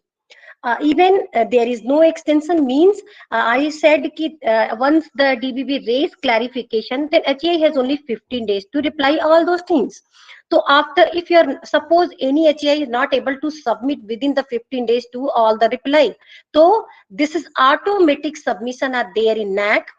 If you are filling half or none of the metric you are not reply, so this is automatically submitted without any document which one DBB asked. So in this case, there is no extension of time will be given to submit the DBB clarification, unless for the natural calamities, political disturbance, and likewise now the 2 days COVID-19 problem. So for 6 months plus, we are giving the extension for the DBB, SSR, IAQA, and all. So it depends on the situation, but general situation, if anything is, everything is normal, very small or minute things, we are not going to give any extension. Why? Because one process is depend on another process. Means starting from the IAQA, if any HCI is submitted IAQA, the timeline is start from there only. So for each process, we have some fixed timeline. So within this timeline, we have to complete one process, then they start from the another process. That's why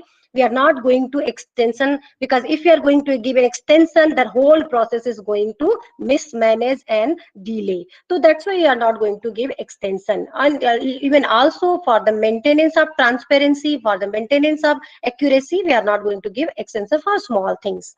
There is no second level of clarification. Yes, very much right. Means ki once DBB has once the DBB asks clarification, HCI has only the 15 days. They has to reply all those things. If the HCI has submitted clarification, there is no second chance to HCI has to reply anything, because once you reply your query, that stop. Then again DBB partner has to revise, recheck, review the clarification. Then on the basis of clarification and supporting document, they may update the SSR. But if you need, if any HCI has to ask this time I forget this document is for that faculty, that faculty was not there, like that. So we are not going to considering anything once the HCI has submitted the DBB clarification process. Even the DBB process is over.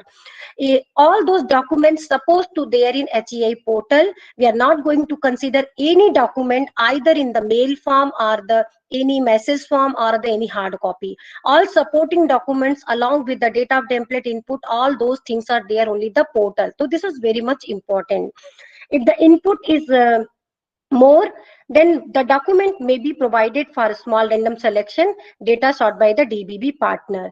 Actually what happened, number of students gone for the internship, or how many students are for attended the counseling and counseling program or the competitive examination program. So for this, maybe the documents are very much high, because today is the university documents are very much high. So in this case, what happened, on the basis of data template, DBB partner select some name, random name, either if the question is related to students or teacher, they select the name, and they asked you have to provide the these certificates, or this appointment order, or this experience letter kind of thing. So if HCI is able to provide that data, that is okay. Means what HCI given the input, that same input considered by the DBB partner.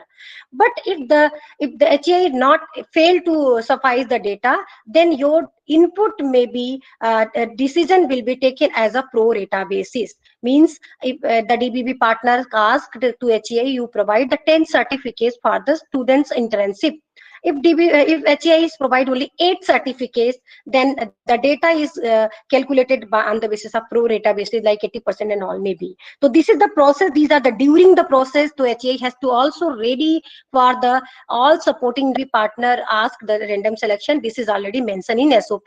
So you please go through the SOP. You are able to understand where the DBB people ask for the send random. Then you ready for the certificate and documents.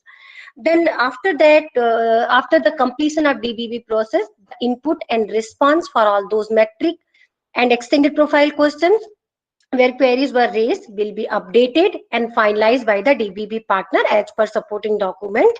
And after that, the deviation analysis report containing the input before DBB clarification and after DBB clarification, along with the remarks and included as annexure in the generated. That deviation report is like that. There is extended profile deviation, and other is the metric level deviation. If any deviation is related to the extended profile, like program related, teacher related, students related, or institutions related, that is called as the extended profile deviation. If any deviation is related to the metric label, quantitative metric label, that is called as the metric label deviation. That deviation is the 4 kind of deviation you may see in Hci portal after the DBB process. There is 4 deviation: no answer change, 1 is Hci clarification accepted, DBB suggestion recommended, and the 4th is change after clarification. No answer change means very simple. I'm just going to take one example. This is number of student year wise. This is extended profile example deviation. Number of students year wise during the last 5 years. You may see here this is last 5-year type of question. Sir already explained year wise question. So you may see here HCI given some input ki how many students are there for last 5 years. So in this case, DBB raised some clarification. At that clarification given by HCI, and that input is proper matched with this supporting document. That supporting document given by the HCI. So this supporting document is proper match with this document. That's why their status is no answer change, means what each input given by HCI, that same input considered by the DBB partner. So that is first status. Another status is HCI clarification accepted, means during the submission of self-study report, HCI may be given some number. That number may be HCI input given 2 number. You can see here some number, but that number is not maybe matched with this supporting document or this supporting document. So in this case, DBB partner raised clarification and HCI given response and say ki this input is not correct. Now the input is this. You may see here that on the basis of supporting document, initial HCI given 2, but DBB suggested no, this is on the basis of supporting document, it's 0, look like 0. Then HCI says yeah, it is 0. Then finally the recommended input is 0. So that is HCI clarification accepted.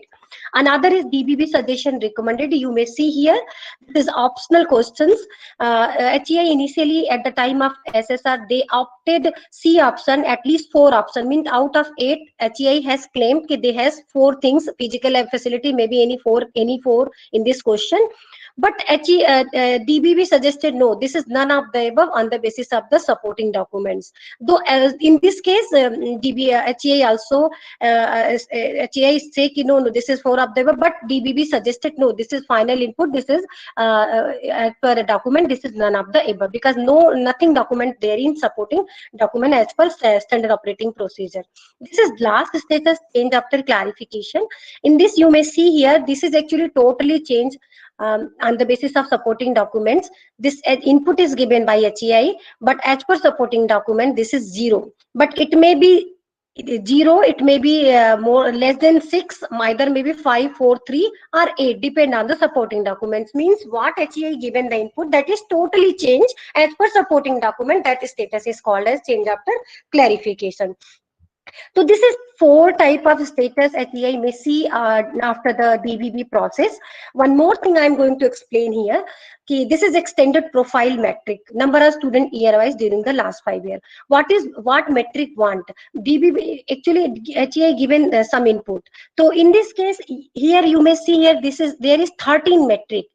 If any sir already explained ki this is defect, 13 metric is going to pick it, because for this 13 metric, that is the denominator of this extended profile. So please give the data accurate, correct, either in the extended profile or the metric wise, or in the profile of the institution, or in IAQA. The data should be same for everywhere. Means if you are going to submit the number of students either in IAQA or the profile of the institutions, or then in the extended profile here, or in metric wise question, so your number of students for year wise should be same for every place. This is very much important, otherwise 13 metric is going to affect it. So this is very much important. This is also important, I am going to explain here only. You may see here this question is asking about number of year wise on roll, not first year, not final year, not second year, on roll means student year wise during the last 5 years. Means HA has to provide number of student year wise on roll, not first year, not final year, not second year, on roll means 18, 19, how many students are on roll in this institution, in this university. So they has to provide in this year how many number of students are there. Here DBB asks, please include the total number of students row. Even DBB also asked year-wise program approved list students admit card for the given the provide the following student admit card. So in this case, you may see here HCA is understand they are giving the year-wise program approved list of students along with the those student asked by the some name of the student asked by the DBP partner, that admit cards they also provide. That this is the supporting document. So these are the clarification is like that. This is the DBB partner clarification they ask, and this is the HEI has to provide, and this is final status. So this is extended profile and metric wise deviation. After the status, this is deviation report. What is deviation analysis report? Here you can see here this is the metric, different metric, and this is metric definition. Here old metric value, new metric value, and change percentage. So you may see here this is there is 3, there is 2, there is some percentage, there is 0%. What is this? Old metric value means this is SSR value, what HEI given input at the time of submission of SSR. And this is new metric value. After discrepancies of input, supporting document, and data template, DBB asked some clarification, and during the DBB clarification, HEI has provided supporting document. As per supporting document, this metric input is 2. So that is the new metric value, and there is percentage change. This and this differences is called here the percentages. You may see here everywhere decrease, in some places that is increase. It depends on the supporting documents. So this is deviation analysis report. Some of the important things is very much important to understood the HEI for during the DBB process. Am I audible? Yes, ma'am. You are audible, ma'am. Thank you. Yes, Ruti, go ahead. Thank you, sir. Thank you, ma'am. So this is important point, very much important to understand HEI. The file size of each document should not be exceed 5 MB. Means for each metric there is limitation. HEI has to upload supporting document only 5 MB. If more than 5 MB, what you do? Please upload the same on the institution, university website, and provide the particular link in the response box during the DBB clarification. This is very much important. Don't provide any don't provide any generic particular URL. You have to provide any generic website address. So for the verification, they may be easy for the verification. Don't protect any password. If you are upload the document in your concerned website, HEI website, don't put any password. Provide the password. If any password protection document, the DBB verification is going to maybe interrupt. Don't give any kind of document in Google Drive. If your any HEI is given to Google Drive data that cannot be considered by NAAC, that is the file is going to close there. SSR rejected by NAAC, because due to the that Google, this is also available in our NAAC website in notification. Don't use any kind of drive, Google Drive, for the links. No other means of communication between the HEI, university, and DBB partner except response box provided against each metric where the queries are raised. So these all the communication between the HCI and DBB partner during the clarification is on portal only. There is no other way of communication, neither telephone nor email, nothing, only the response box there. That's why I'm telling there is no second level of clarification and other, due to the maintaining of the transparency. Timeline is very much important, even starting from IIQA to declaration of the result. Even after result also the AQR is timeline. You have to submit the AQR on year wise. So this timeline is very much important, but especially for DBB process, there is only 15 days time. So for this, please very much adhere your timeline. You have to go through the process, understood the process, and accordingly you prepare your documents and understand the process of the assessment and accreditation. Website should be functional during the assessment and accreditation, even specific for the DBB process, because if anything is DBB partner going to check, suppose you are not able to, so DBB partner immediate open the concerned HCI website and they are able to find out that data there only. So that website should be functional during the whole process. This is very much important. Check notification on portal, registered email ID is very much important. Some of the time HCI call and said our DBB process is over, we are not able to understand when the process start, when is going to cover stopped. So for this, once you submit your IIQA is accepted, then you are very much you are going to submit SSR, then you are ready to take once you submit your SSR, within 7 days you may receive the clarification from the DBB partner. So you are very much aware about the notification, registered email ID. Even you also may be called to the direct to the NAAC or raise the clarification. I have submitted my SSR for this date, but that right now I'm not receive any clarification or any procedural thing. So you are get your answer in your issue management system. Some of the metric we have mentioned, we have asked about you please provide the geotags photo. So you may please go to our standard operating procedure. There is how to take the geotag photo. You take the geotag photo and upload on the concerned metric. If any document is in vernacular language, you please provide the English translated version documents along with original document, and that translated version is also authenticated by the competent authority. Some of the metric is we are asking the data not in number, we are asking data in units of in lakhs. So you have to provide the not in number, you have to provide in lakhs. This example, we have one metric we are asking about the books and journals published by HCI during the last 5 years. Expenditure of the books and journals published by HCI last 5 years. So this year wise, how many expenditure you have done by the purchasing of books and journals. So suppose you are your expenditure in 18 and 19 is 2,50,000. So you have to give number 2.5 instead of 2,500 and 000. So this is the things you may understood. Once you read the manual procedural thing, then you are able to understand the process. Read the glossary, understand the metric. We have also asked some of the metric for the audited statement. So whenever the audited statement, that must be certified by the chartered accountant or head of the institution and finance officer, which is the concerned person of the particular HCI. So this is the important point, very much important to HCI to understand the how the process is going on. This question quantitative metric already Professor Abhi Kumar sir explained, so I'm not going to explain again and again.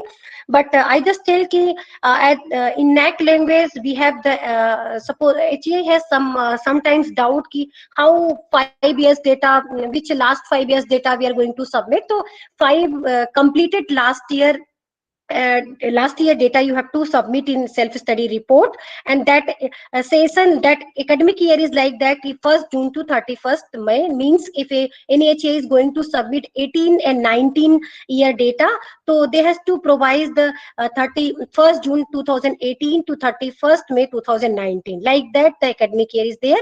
Some of the question is related to the finance and budget. So in this metric you have to provide the data in financial year, and some of the question is asking the publication related data, books related, journal related data. So you have to provide the documents in the 1st January to 31st December. So this is small things you have to read and understand. This is the glossary. For each terms are there in glossary. This is university manual. I am just taking the example of screenshot. Here you have to go to the glossary. You maybe read the procedural things like what is accreditation, what is outcomes, what is benchmark, what is advanced learning assessment, what is value added courses, like that. There is in glossary. This is a standard operating procedure, what I told many times. This is standard operating procedure. This is available in NAAC website. There is general guides, 4-5 pages are in general guidelines. Even how to take geotech photograph are there, is there, what is program, what is course, these information there in guidelines. This is the standard operating procedure for the extended profile. You may see here, I explained already ki for extended profile wise or metric wise, what kind of document HCI is supposed to submit. This is available in website in supporting document. So this is the document. You may see here, this is the 1 point, I'm taking example.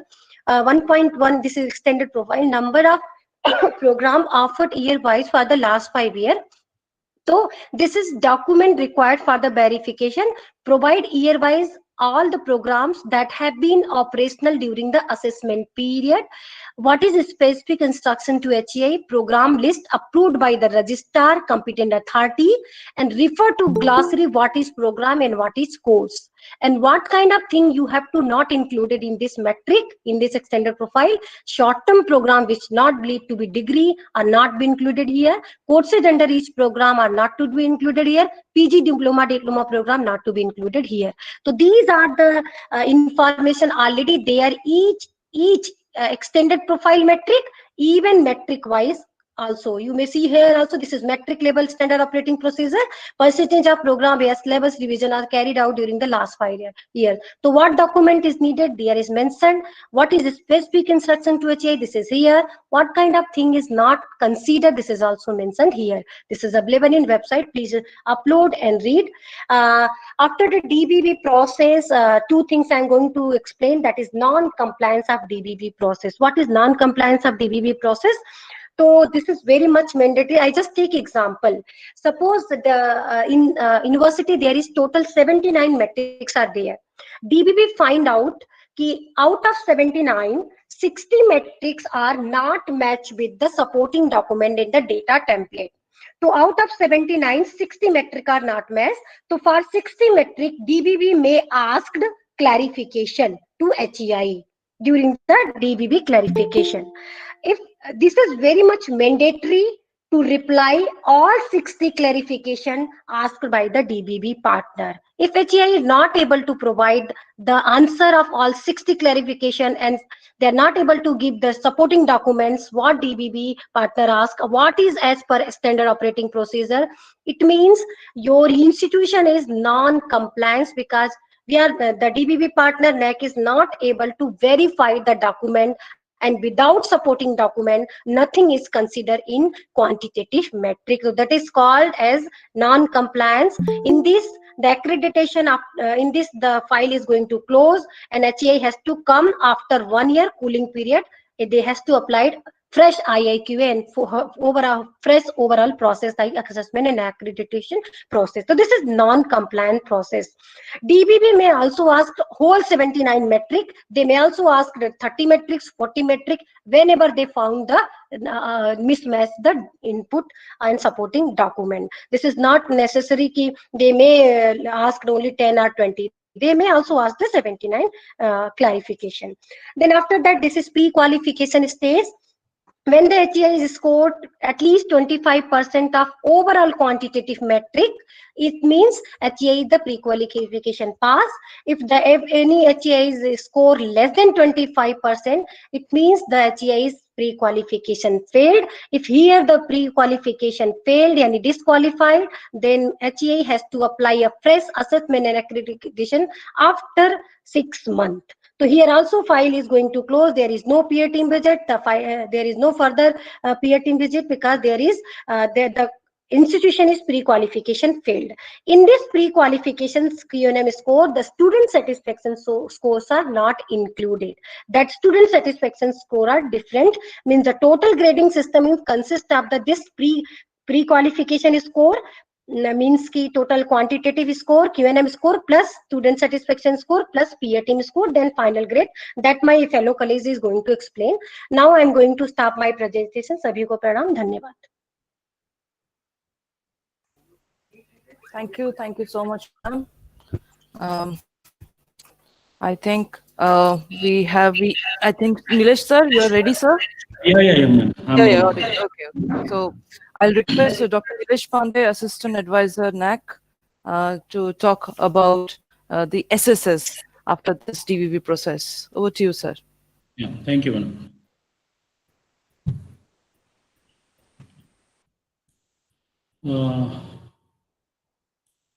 Your screen is visible, sir.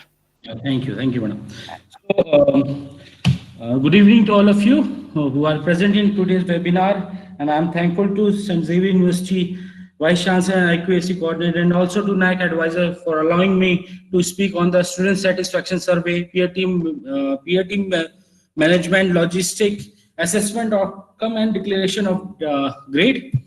So, starting with the SSS process, that is Student Satisfaction Survey. It is, my voice is audible, right, ma'am? Yes, Hello? sir. Yes, sir. Yeah, Sir. thank you, madam. So, student satisfaction survey is conducted in regard to teaching learning process, and this survey, that is student satisfaction survey, is conducted simultaneously with the DV process. Means when the institution submits the SSR, after that the DV process starts. At the same time, the SSS process also starts. So in this student satisfaction survey process, the data of the student who are currently enrolled to the institution are needed, and institutions are advised while they are filling the SSR, they have to fill the data for the student satisfaction survey. And you can see that there is an option when you will log on, when the institution will log into their unique Hci portal, there is an option of manage SSR in the left hand side. There is a tab there written as student details for survey. When they will click on that, there will be a Excel file will be shown. In this Excel file, the data needs to be entered. I will tell you later what is the how care should be taken while entering the data. So in this, as I was telling, that data of the students are needed in this survey, and this the data of students should be of the students who are currently enrolled to the institution, and they had, while filling of the SSR data, the data for SSS process has to be filled simultaneously at the same time. And while the is submitting the SSR, at the same time the institution has to submit the data of the students at the same time during the submission of SSR. Now in the student satisfaction survey, it is a part of criteria 2. There are 7 criteria for the process of assessment and accreditation of NAAC. So this is a part of criteria 2, which relates to the teaching, learning, and evaluation. In regard to university, it is having the weightage of 30, but in case of colleges, it is having 60 weightage. Now, in this survey, stratified random sampling is used for the selection of students for the survey, and the selection is done on the basis of class, the year of enrollment, and the gender.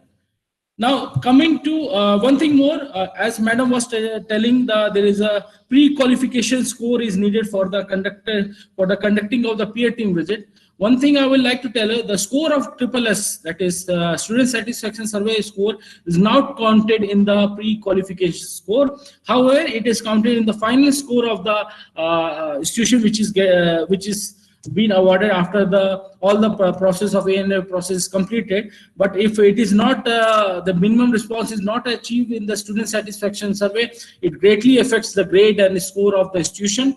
Now coming after what is the process followed in the student satisfaction survey.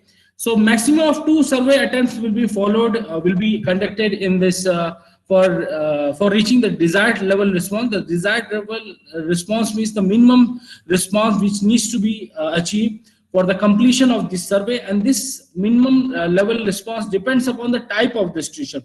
Suppose for the colleges, it depends, like for the UG and PG and autonomous college, the response is basically the students should reply to the questionnaire. So the response should be at least 10% of the student population or 100 student, whichever is lesser.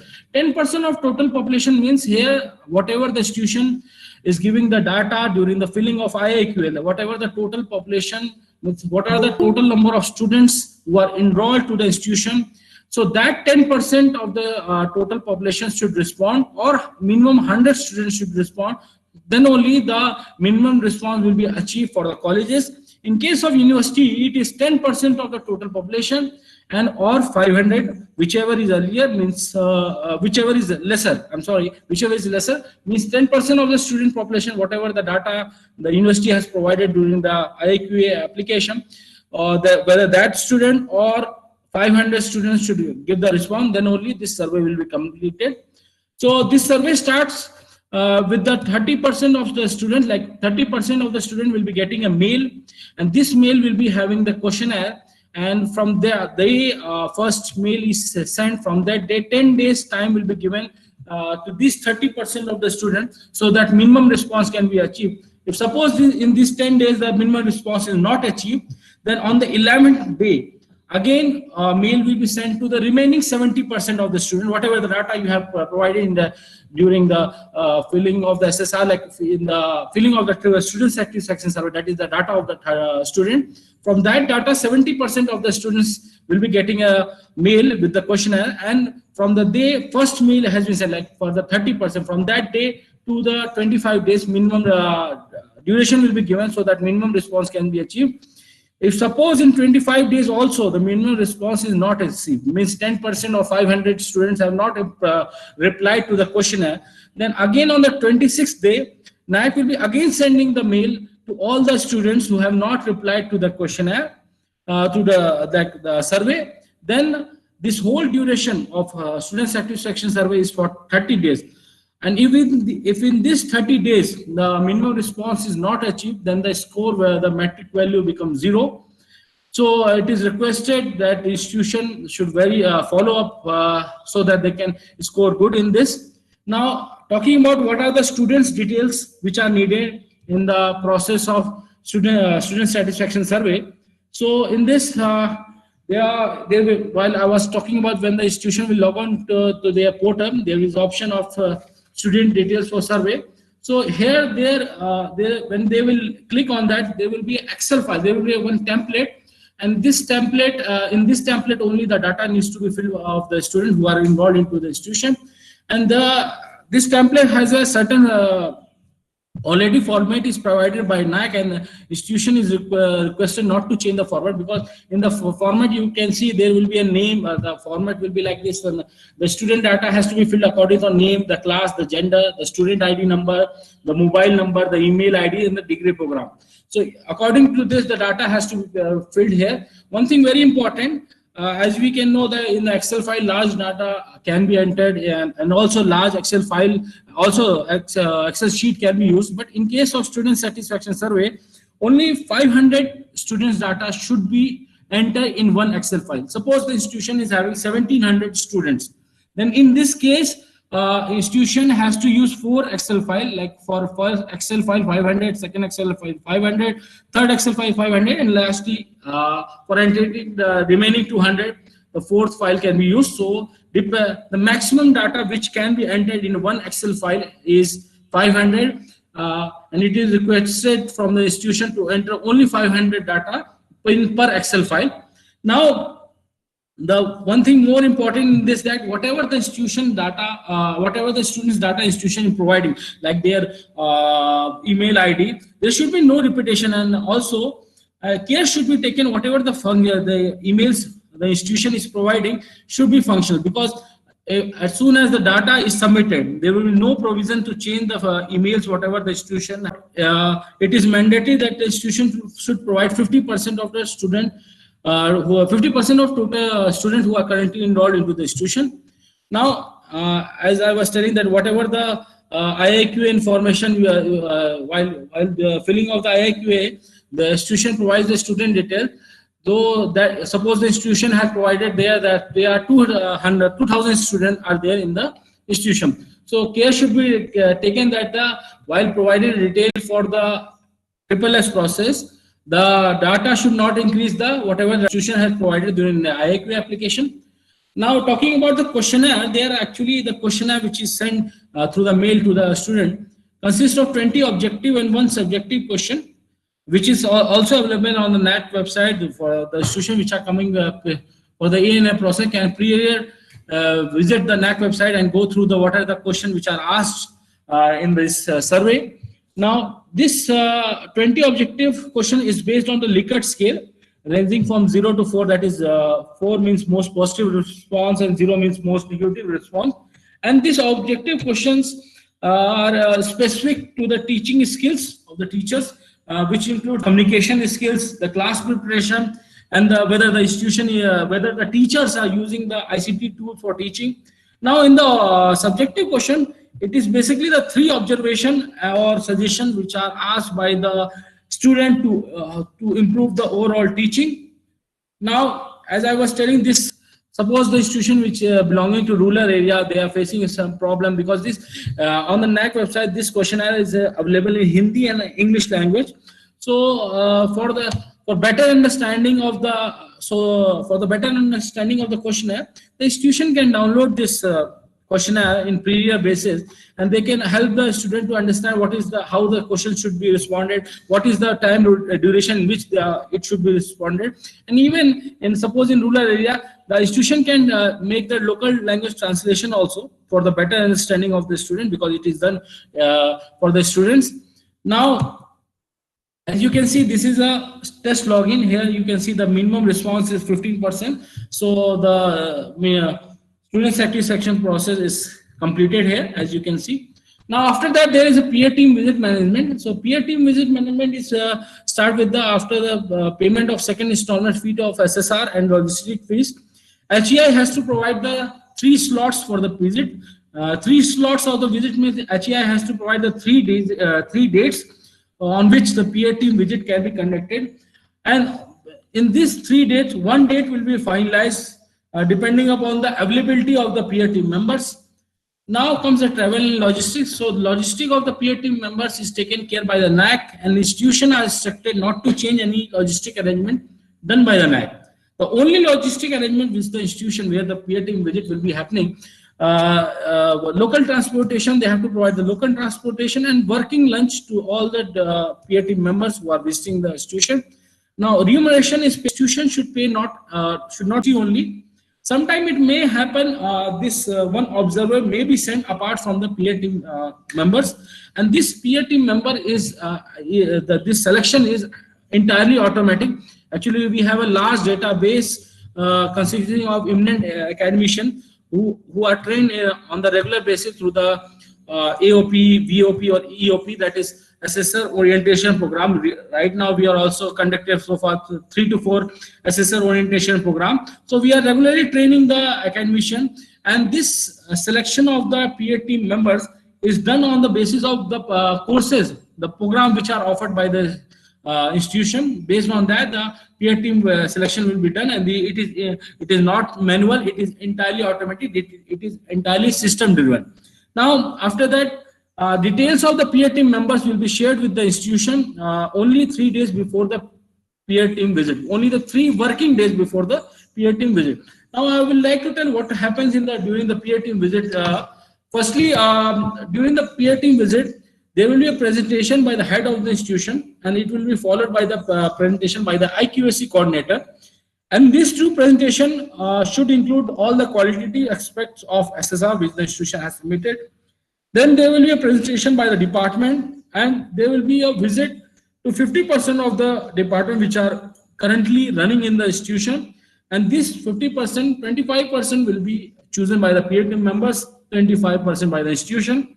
Then there will be visit to physical facilities and academic support. So 50%, 25% will be chosen by the peer team members, 25% by the institution. Then there will be visit to physical facilities and academic support facility. Then there will be interaction with the faculty members, followed by the interaction with the alumni and parents. Then lastly, there will be interaction with the students. And finally, there will be a submission of peer team reports, and score will be submitted to the portal through the peer team members. Now, talking after the submission of the report, the question comes when the result will be announced. So result will be announced after the standing committee meeting, and usually standing committee meeting is held once in a month, and the institution can expect the result to be declared within a month from the date of completion of peer team visit. Means whenever the peer team visit is completed, from that day, within a month, your institution result will be declared. And then comes the validity of accreditation. Generally, the validity of accreditation is for 5 years, but suppose the institution for consecutive 2 cycles is scoring grade A and above, then for the 3rd cycle, the validity of accreditation is 7 years rather than 5 years. Now, talking about the assessment outcome, here the final result of assessment and accreditation process is based on an ICT based score, which is evaluated on the basis of QLM and QNM. It is compiled into 3 documents. That is, first is peer team report, second is the graphical representation based on QNM, the third is the institutional grade sheet based on the qualitative indicator, quantitative indicator, and the score of AAA, that is student satisfaction survey. Now, these 3 documents in combined form forms the NAAC accreditation outcome, and it is mandatory for the institution who are coming for the A&M process has to publish this NAAC accreditation outcome on their website. And then comes the calculation of Cgpa. This is also based on the system generated score of the quantitative metrics plus score of qualitative metrics, which includes the critical appraisal of peer team visit and also the SSS, that is student satisfaction survey. Then this is assessed on the 5-point scale, and then the final grade is assigned. And as you can see in the table, this final grade refers to final 7 different letter grades, 7 specific score range also. So as you can see, the highest grade which is awarded is A++. It is ranging from 3.51 to 4.00. This is the highest grade which the institution is awarded. The lowest grade as an assessment and accreditation process is for C grade, that is for 1.51 to 2.00. The score range will be ranging from that. Then the last grade, as you can see, is grade D, that is 1.50. When the institution is scoring along less than or equal to, then the institution, it means the grade D means the institution has been assessed, but it cannot be accredited because it has scored the less value.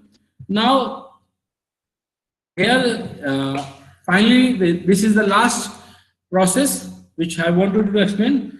Thank you all, and request Ponmudi Raj sir to take the session further. Thank you, sir.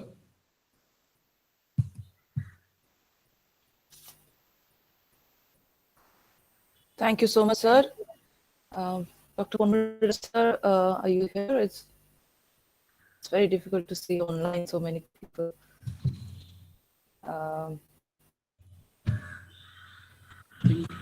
I think sir has logged out somewhere. Give me a minute, madam. Yes, yes, sir. Please, sure. Yes, sir. Sir is here. Good evening, sir. Sir is here. So you? Yeah, Nilesh, thank you. I'm audible? Yes, yes, Yeah. yes, sir. So, sir, how would you like your next? Dr. Nilesh has already presented and talked about. Yeah, I was there. I just wanted to pick up some question answers. Yes, Dr. sir. Tarun? Yes, sir. So, sir, I would request my IQAC member over here who has jotted down all the questions and who would coordinate with you for all the questions. Dr. Tuhin Utshab Paul would like to take the questions. Over to you. Am I audible? Yeah. Thank you. Thank you, sir. Sir, we have quite a few questions from participants, not only in Google Meet, but as well as in YouTube and Facebook. So I have summarized the question primarily to maybe 7-8 questions so that we can go with that. Sir, one pertinent question is that due to COVID-19, as the students are right now not coming to library, so our library, the footfall in library is 0. So in the metrics where the library utilization is taken care of. So how that can be taken care? Yeah. So we'll take it up one or two questions, or then and there you can answer. Yes. Okay. My friend Professor Amir is also there.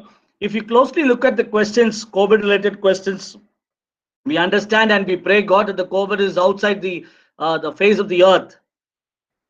During this COVID trading the academic years, University Grants Commission has defined what is an academic year 1920 and 2021. We have also defined it. It is on the website.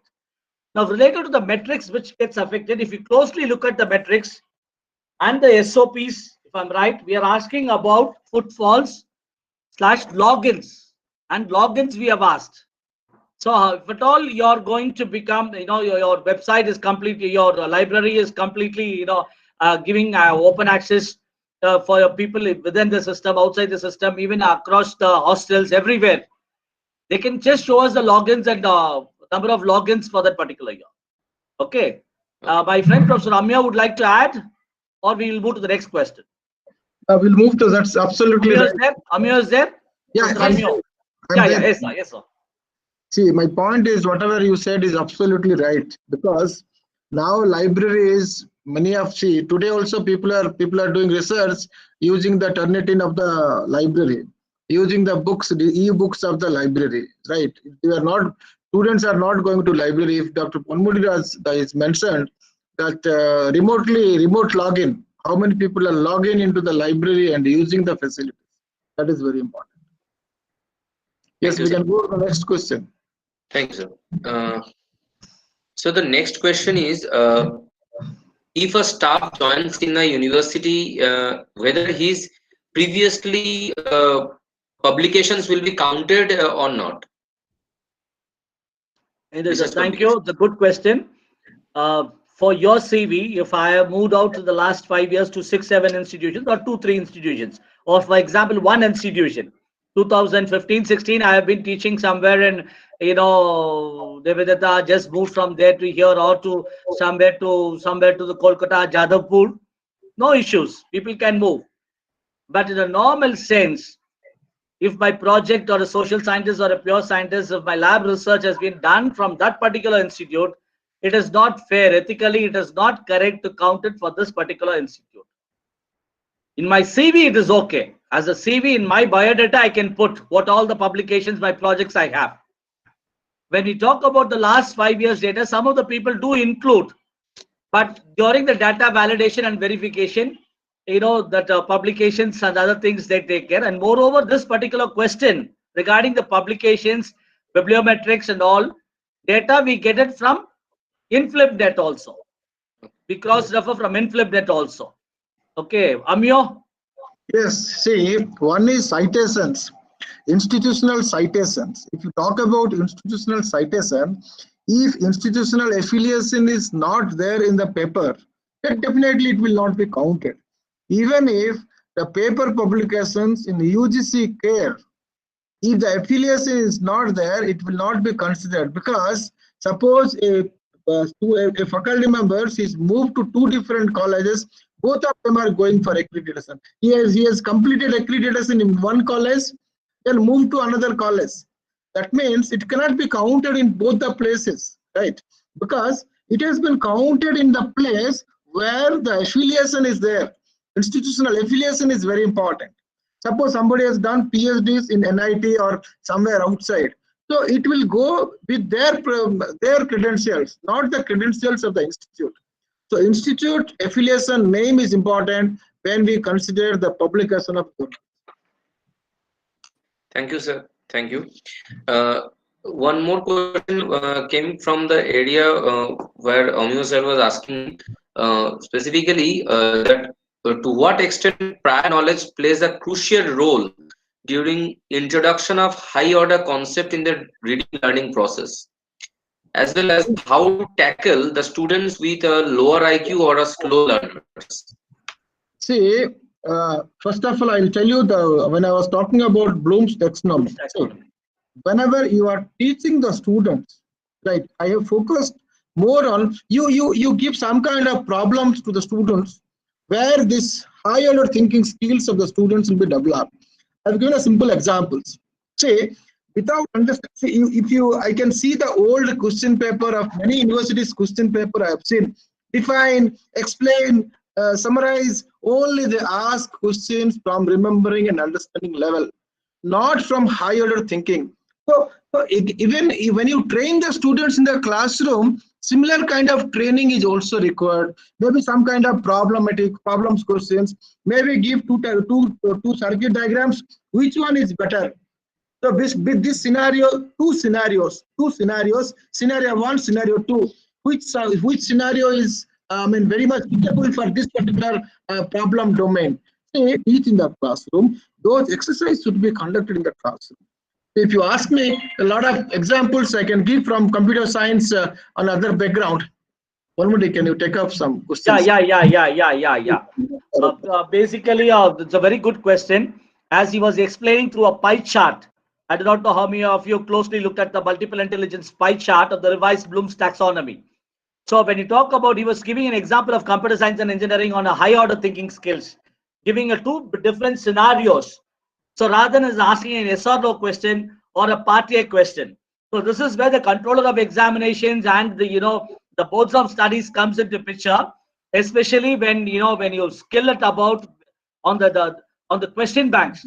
Most of the good autonomous colleges, good universities, we have a concept of question banks also. So there is a level of intelligence has been we take care during the boards of studies itself, rather than going to the boards of examiners where we discuss about what is the question we are trying to across. A simple example of what we can call it as people will say both are right. E is equal to mc squared.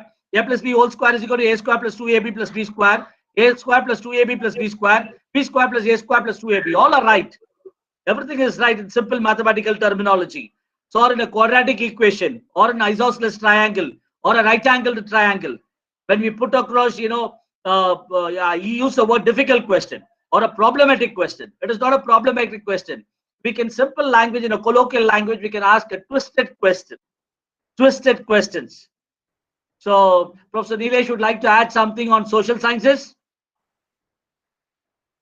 Thank you, Nilesh. Thank you. You're not audible. Yes, sir.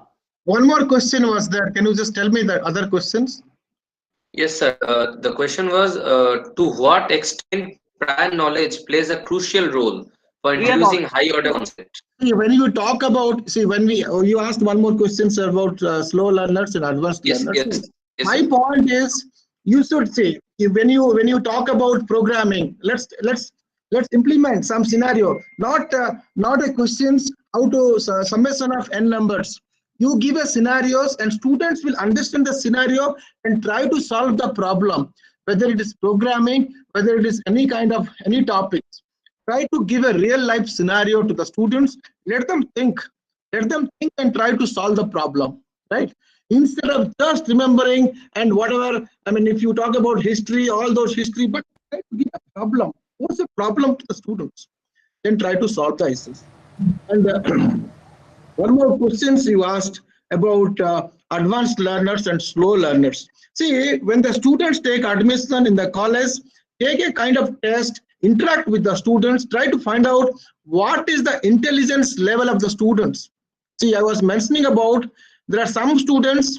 See, if you take a class, you can understand that. If you ask, I forgot the dusters, can somebody go and bring the dusters? You will find, definitely you will find same students will be always interested to go out.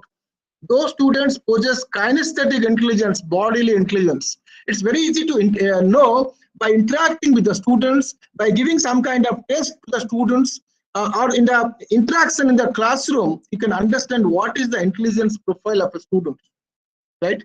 What is whether they are advanced learners or they are slow learners. If they are slow learners, you give a questions, they cannot answer even. Okay, slow learners, you can understand better. For them, coaching classes is needed. How to pass the examination is important for them. Okay, but advanced learners, if you allow them to participate in seminars and other activities, maybe paper presentations, they're more interested. Thank you, sir. Thank you. We have one question regarding to publication. Sir, as we have seen that the guidelines is we have to publish as per the UGC care list, but the care list is changing frequently. So suppose today I publish a paper which is in care list, and during the time of accreditation that has been removed from the care list. So will it be accepted? No, it will not be accepted. NAAC is very clear. UGC care is also very clear for API purposes, PBASS purposes, promotion of everything. Once it is removed from the care list, it will not be considered. Even if it is recognized during particular period while when it was published. Perhaps for MPhil and PhD purposes, they are using it. But as far as NAAC is concerned, one, it is out from the UGC care list, it is not considered. This is a good question, and that I found from the similar questions also I find like that. And second question also I can read some regarding the definition of permanent faculty. Please go through the glossary and the SOP, standard operating procedures, which Dr. Ruchit Tripathi also mentioned it. So it is very clear, 90% of the workload, trimester system, semester system, annual pattern, whatever the pattern you have of teaching, 90% of the workload a full-time teacher should cover. We use the word full-time teacher. Sir, in this regard, we have the question that nowadays state government has regularized some contractual faculty as a contractual full-time faculty. So will they be accepted? Just no, it will not affect. We go by our definition of glossary. If there are 90 days in a working days, teaching days in a semester, if they're able to teach 85 days or 90 days and the appointment order is clear for a year, we ask for a year. We don't ask for a semester. The teacher is able to continue for the academic year. That means he or she is a full-time teacher.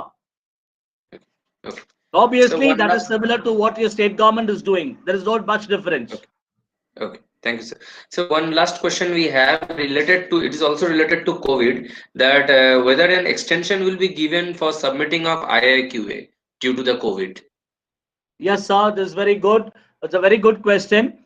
Please go through the notification of our director NAAC, and on the website of NAAC very clearly says for subsequent cycles of accreditation, subsequent cycles. You have completed cycle 1, you're going to come for cycle 2, cycle 3, cycle 4, cycle 5. Now institutions are due for cycle 5. So if you fall, if your expiry falls from 1st March 2020 onwards, extension is given. If already you lost your accreditation in December 2019, then there is no extension. Okay. So from 1st March 2020 onwards, even if you have submitted IAQA, extension is given. If you are during the DVB process, extension is given. You have completed pre-qualified, extension is given.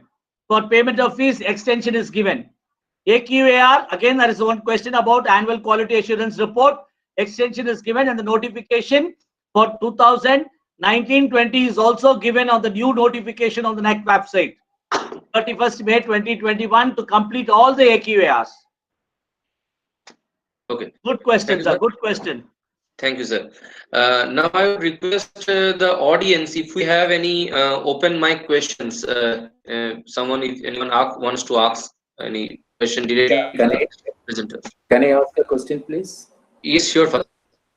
Yeah, I am. Good evening to all of you. I would like to congratulate St. Xavier's University, Kolkata, and also thank all the esteemed NAAC members for engaging us in this very, very informative and very illuminating sessions. In fact, a lot of concerns and doubts we had are clarified. So thank you very much. I have just one question. When we look at the top level, that is A++.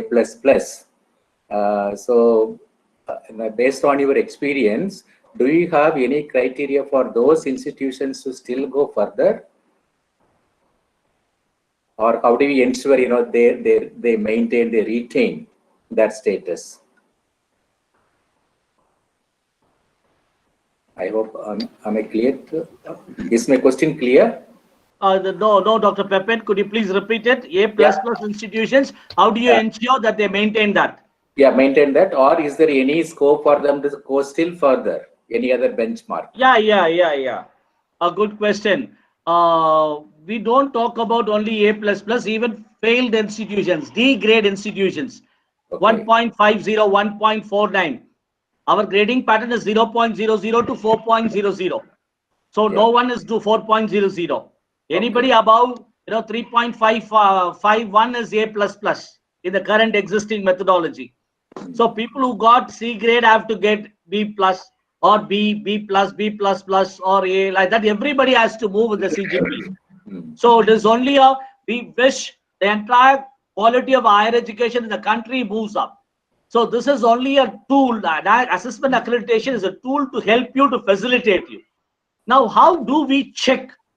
We don't do check. We are not, we don't do policing, but we facilitate. We give an environment for the college and the university for establishing, with the help of University Grants Commission, internal quality assurance cell is mandatory for all colleges and universities in India. So quality has to be internalized. People, the philosophy is very important. Whenever NAAC asks one particular metrics, SOP, or number of PhDs, number of publications, or number of teaching pedagogy, whenever we ask this number or qualitative, the philosophy is very important. Why NAAC is asking this question? We are trying to see sustainability, quality sustenance, quality enhancement, and we believe that question believes in the quality of the students, teachers, and the institution. That is why that particular question is asked. So we also very clear the change should come from within, not because of NAAC, UGC, state government, and from your management. Change should come within each student, each non-teaching staff, each faculty, each dean, director, vice chancellor, pro vice chancellor, management, board of governors. So the internal quality assurance cell is supposed to document all these things: number of extension activities, where, how many blood donations, what is the proof of evidence, there is a list of signatures, how many people have done this, lot of documentation. It's very, very important. Then you will know where do you stand. So the internal quality assurance cell, I can give you many examples. They are supposed to maintain. And in the way, one of the major objectives of the internal quality assurance cell that is annual quality assurance report, which is sent to us. And it is cross-verified with DST, DBT, UGC, All India Survey of Higher Education, IQAC data, state government data. Every way we validate it. Whatever simply people are pushing AQAR, or there is a, we try to see a trend analysis. If you go to all our publications are available free of cost in our website. Please go through. There is a trend analysis on AQAR for state-wise. Tripura, Sikkim, Meghalaya, some of the lot of research is also going on. So it is one instrument to keep up the quality A++ institution, to keep up and to improve. When they come for the next cycle, we can see whether it's improved or not. People also say most of the autonomous colleges are getting lower grade nowadays because of the new methodology. It is also, they try to blame the methodology. They try to blame the tool. But we always tell, last 5 years, what is your performance? Have you sustained or deteriorated or gone up? Good question, Pipin. Good question. Yeah, can I just make one more observation? Yeah. Please make a remark or a comment. Yeah, sir, in fact, this is a very, very path-breaking effort the UGC has taken. Country like ours, a huge country like ours, at least all of us are on the same page now. There is a need to increase our quality in education. I think that is a laudable thing UGC is doing. And of course, just want to say that I belong to Xavier University, Bhubaneswar, from the Jesuit tradition. We believe in a word called magis, that is ever greater. So we are very, we resonate very much with the philosophy and the values you are proposing. Thank you very much, sir. Thank you. Thank you, sir. Thank you for that. Sir, one last question I think is very pertinent about. We have got that. What should be the number of value-added courses that can be discussed in addition to the syllabus or curriculum as per the CBCS guidelines of UGC? What is that? Could you please repeat? What can be the number of value-added courses that can be taught in addition to the syllabus of the CBCS curriculum? See, very important. I think Dr. Nilesh also touched. Other people also would have touched it. Our marking system is 0, 1, 2, 3, 4. Very simple. For the quantitative metrics, it is system-generated score. There are benchmarks. For example, we don't talk about the number. There's a two ways of looking at it. One is what number you should have, whether 2 courses is enough or 10 courses, whether it should be related to the subject, co-curriculum, extra-curriculum, additional curriculum, sports, cultural activities. What is a value-added course? We have already defined in the glossary, which adds value to it, which is not part of the syllabus. Second is, only when you complete the process, you should know. Whatever, don't do anything for the sake of NAAC, UGCs or anything. Only your management, your HODs, your department or your schools should sit together and see what is the value addition you can do to some of the courses. Some people say, no, we don't have any value added courses. So people say you may be losing marks in NAAC for that. They said it's okay because we are completely packed. Some of the medical colleges tells us, but some of the dental colleges and medical colleges, they have many value added courses. Arts and science colleges, some of them are having in hundreds. So there is no limit to it. What is the capacity? What is the need of the students? Need analysis has to be done. Already BCom students are having a lot of tally and a lot of exposure. Again, there is one tally course that's been offered to the students because NAAC is asking what are the value added courses, what are the employability skills. So please don't do anything for NAAC. You analyze your situation, need analysis. Then you start a course, value added course, certificate, diploma, pre-diploma, post-diploma, postgraduate diploma. You can add value to it. So don't keep your number and marks in mind. Oh, we may be losing A grade, A plus, we may be losing 1 point, 2 point. Thank you. Sir, can I ask? Hello? Yes. Am I audible? Yes, Dr. Neha, please. Sir, I just wanted to ask, due to pandemic, many institutions are organizing some kind of online webinars or e-conferences. Will it be counted as a core academic activity by the NAAC or not? Because no such guidelines have been given by UGC. All the institutions are doing e-conferences or e-webinars. And will it be equivalent to any conference, international or national conference, which were organized physically? So I just wanted to ask that. Yeah, good question, Dr. Neha. Good question. I do not know the time frame. Many questions are coming up. Organizers can keep track of the time. Sure, Otherwise, sir. we 4 of us are free. We can go ahead. Now, regarding your Dr. Neha, regarding your question, very good question. Right from 2007, if you go through it, everywhere, including the current manual, 4th February 2020, categorically we have asked about seminars, conferences, workshops, symposia, exhibitions. Yeah. We have not used the word whether you will do online, whether you will do face-to-face, whether you will do blended, both. Nowadays, though, some new normal situations are coming. If there are 40 people in a committee, 30 people come online, face-to-face, 10 people come on face-to-face, on a blended mode. So we have face-to-face and blended mode of meetings, governing board, boards of studies, PhD, Viva OC, all things are happening. So our metrics talks about only the question. We do not ask whether it is blended or whether it is only online. We count for it. But it depends. It depends. For example, the question on IPR, intellectual property rights. Regarding the question on some of the seminars, FDPs, we don't count this 1 hour, 2 hour, 3 hours. Normal, orientation program or 21 days, RCs are 21 days, 30 days of the HRDC of the UGC, academic staff colleges. So NAAC also defines what is a seminar, workshop, symposia, exhibition. Okay. Some of the webinars, online conferences happens for 7 days. Yeah. 7 days of 3 hours each. So the duration is important. Okay. Duration is important. Otherwise, you can claim, but the DVV will knock off because it has to be as per standard operating procedure. Okay, the number of hours, number of faculty development programs you ask, you say 200 faculty development programs in the form of webinars or whatever you have had. But what is the definition of a faculty development program in a through webinar for each program you have had is important. Sir, and many are organizing international and national, and UGC has not laid anything about, nothing has been categorized ki this is webinar, these. We have done, madam. We have done. NAAC has done in the SOP, standard operating procedure. It is available on the NAAC website. And even the courses we have asked for 10 days. Some of the courses we have asked for so many hours. 1 month course, minimum 1 month certificate. Otherwise, we don't consider it. You can run it. We are not discouraging you. But we don't count it for our answer to our question, metrics. Hello, Professor. Yes, Hello.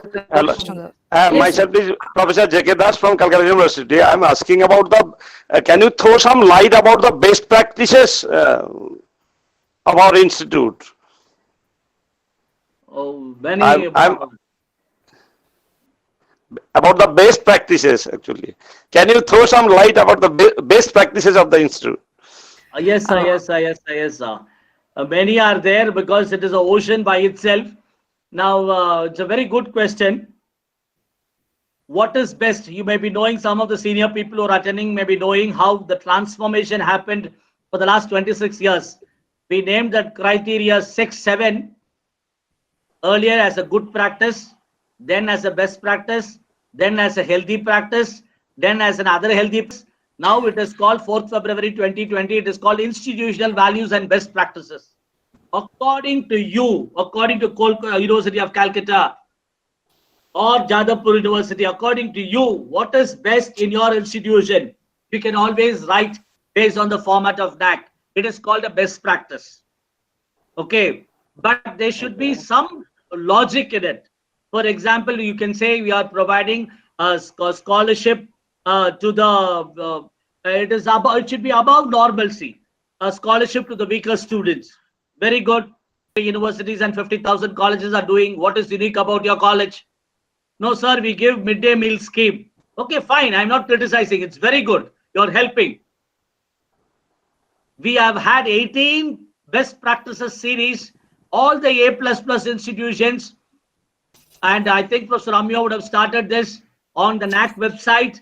And people were talking about all the practices, including St. Xavier's, Calcutta. The college was giving their best practices. Whatever the best practices they have, it should be a practice. You cannot say I have 7,000 computers for 5,000 children. That is not a practice. It should be a practice. When you talk about a practice, normally people talk about curriculum. Development of the curriculum is a practice. They say in the Indian Institute of Chemical Technology, ICT, Mumbai, talks about the boards of studies. Excellent formation and the practice, how they look at the boards of studies, how they look at the syllabus of other curriculum of other universities. International experts are there. International universities feedback they get on the curriculum on paper, not because NAAC is asking feedback 1.4.2, 1.4.1. They get proper feedback for so many years. They take into consideration, and they have a graduate attribute with learning outcomes. They get the feedback from the current semester and the outgoing students. They embed in the curriculum. This is called a practice. I can give an example of practice of extension activities or a blood donation camp. There should be a practice. 50,000 colleges are doing blood donation camps. What is unique about your university? It's good. Blood donation is good. Blood is very good. It's a need of the hour. It's a life-saving. But what is the practice involved in a simple NSS program? Or for an RD parade participation of a NSS, NCC students or a students exchange? So the practices are many. Criterion-wise you can pick up. Or research practices. One of the university, if I remember correctly, one of the central universities told us before, as soon as an assistant professor joins, we give them 10 lakh rupees as a seed money, and ask them to have a small startup of a project as soon as he joins. So many practices are there. I can keep on giving you examples. Kindly go through the publications of NAAC on the website on best practices and curriculum, best practices in teaching learning. Like that, 7 best practices are there. Beautiful booklets. All are available at cost and free of cost on our website. Good question, Professor. Last up. Hello. I think we have enough questions for today. We do have feedback forms, sir. I think they can post their queries there, and we'll submit, and we can discuss with you in the next phase. time is short enough. I think we have crossed 2.5 hours, closer to 3 hours, sir. So No, yes, Dr. Tarishri, we have Yeah. answered most of the questions, Yes, except a yes, couple yes. of questions. They can send a mail either to four of us, our email IDs, you can display them. They can get our mail to us or call us or send an IMS. We'll be able to. I see some of the questions are very good questions. One Gopati Vardarajan has repeatedly asked some 2-3 questions. We can help them out little later. we can ask them to put their questions in the feedback form. That would be better. Yeah. Dr. Madhumati also has. Hello? Okay, I leave it to the organizers. Ma'am, if one short question, please. Just one, if you can. Yes, am I audible? Yeah, please. Yeah, just short question, sir. Actually, there are certain courses that are being like the NTCC non-teaching credit courses, which are based on the research practices in the undergraduate or postgraduate. So, according to NAAC, is there any minimum credit criteria to suit it? Because based on that courses, which are based on non-teaching credit course. Am I audible? Hello? Ma'am, a course is a course. We are not defining whether this credit or non-credit. We're not talking about audition, where a student goes in a Western style, goes and attends some class and doesn't get credits. So we talk about that 3 different. First criteria, we ask about value-added courses. As I repeatedly told, course can be a certificate course. Anything you give a certificate. But in a nomenclature, we say certificate, pre-diploma, diploma, advanced diploma, postgraduate diploma. These are the different type of courses available. For any course, whether related to curriculum or non-curriculum. What is the definition of course? You have a curriculum for it. When you are teaching, there is a timetable for it. And you have a charging or not charging.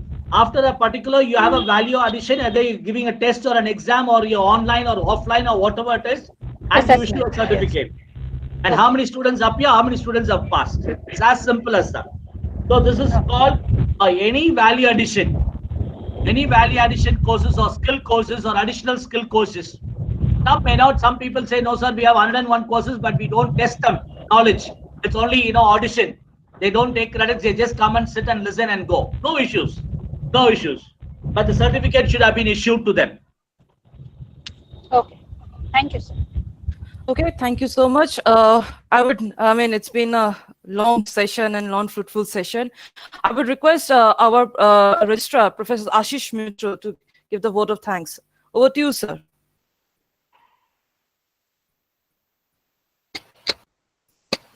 You're audible, sir. Thank you. Now, first thing, let me be very frank. I don't know. In fact, I am searching for words to thank our resource persons. With such a patience, they have enlightened us, responded to all the questions, and I think that if we want, they can continue for much longer time. And this is a big opportunity. So this day is a memorable day for all of us, because these resource persons, bringing them together here is very important for us. And I must thank Dr. Panmudi Raj as our IQAC coordinator right at the beginning mentioned that he is more like a member of this extended family, and he is very helpful. And also our other resource persons who are present today, Professor Amir Kumar Roth, Dr. Tripathi, and Dr. Nilesh Pandey. Professor Roth explained things in such a beautiful and analytical manner, and sometimes I don't know if I understand that he is a scientist, but the way he spoke, in such an analytical manner that I really appreciate it. And it will help the university like ours, who just began our journey 3 years back. We are yet to submit our first SSR. We are preparing for that, and this will be really helpful. And all those who have joined.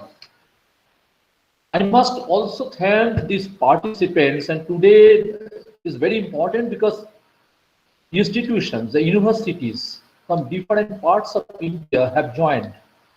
Not only in West Bengal, like Calcutta University or Rabindranath Bharati University or Kolkata University. Also, we have Assam University with us. We have Azimji Premji University, Bangalore. We also have Islamic University of Science and Technology. Of course, in Kolkata, we have Knockout. Then we have UEM Kolkata and Jaipur. We have Amity. We have VIT University. And the St. Xavier's College, Bardwan, St. Xavier's College, Kolkata, St. Xavier's North Bengal, Don Bosco College, Bankura Christian College, and many others. So today it is very, very important for us. Personally, if I am asked, I said I have learned a lot. And the kind of questions which were generated, this also helps in what we can say the knowledge building process. I sincerely hope that we will continue to have this kind of session, and our resource persons from NAAC advisor, they are always ready, had they mentioned, and it is so much appreciated, Dr. Padmuri Raj, because you said that we can send emails and you will respond, you will help all of us. Thank you very much for this. And I must thank all those who have taken initiative, that is our own IQAC coordinator and the IQAC team, for organizing such a meaningful program. Sometimes I'm thinking that because it is lockdown and we are dependent on this webinar, possibly another way it created this kind of opportunity that we could come together and listen to and experience this kind of knowledge sharing. Thank you very much. Ponmudidar sir, you have to unmute. Yeah. Thank you, Registrar Saab. On behalf of our team, Professor Amir Kumar Rath, our advisor NAAC, and Dr. Mrs. Ruchi Tripathi, Assistant Advisor, Dr. Nilesh Pandey, Assistant Advisor, and myself, Dr. B.S. Ponmudi Raj.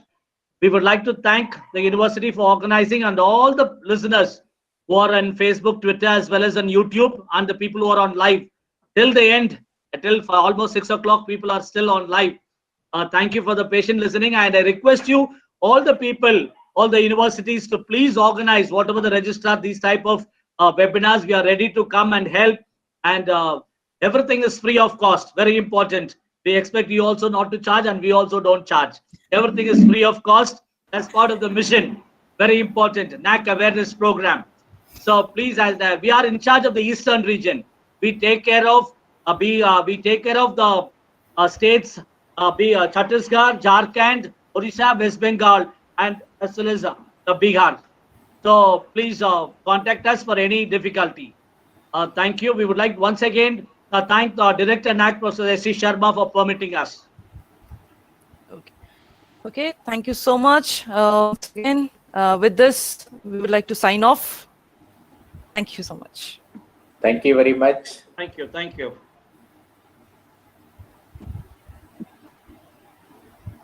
Amir, thank you. Professor Amir, thank you. Thank you. Thank you. Thank you. Professor Nilesh, Dr. Nilesh, thank you. Nilesh Pandey. Dr. Ruchi, thank you. Tanu, can I sign off? Yes, sir. Yes, sir. Please. Yes.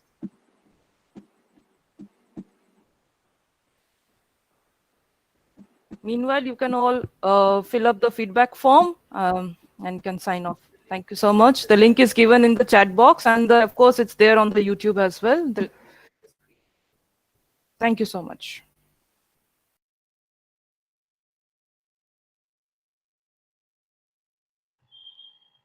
In the chat box, please provide the link, feedback link.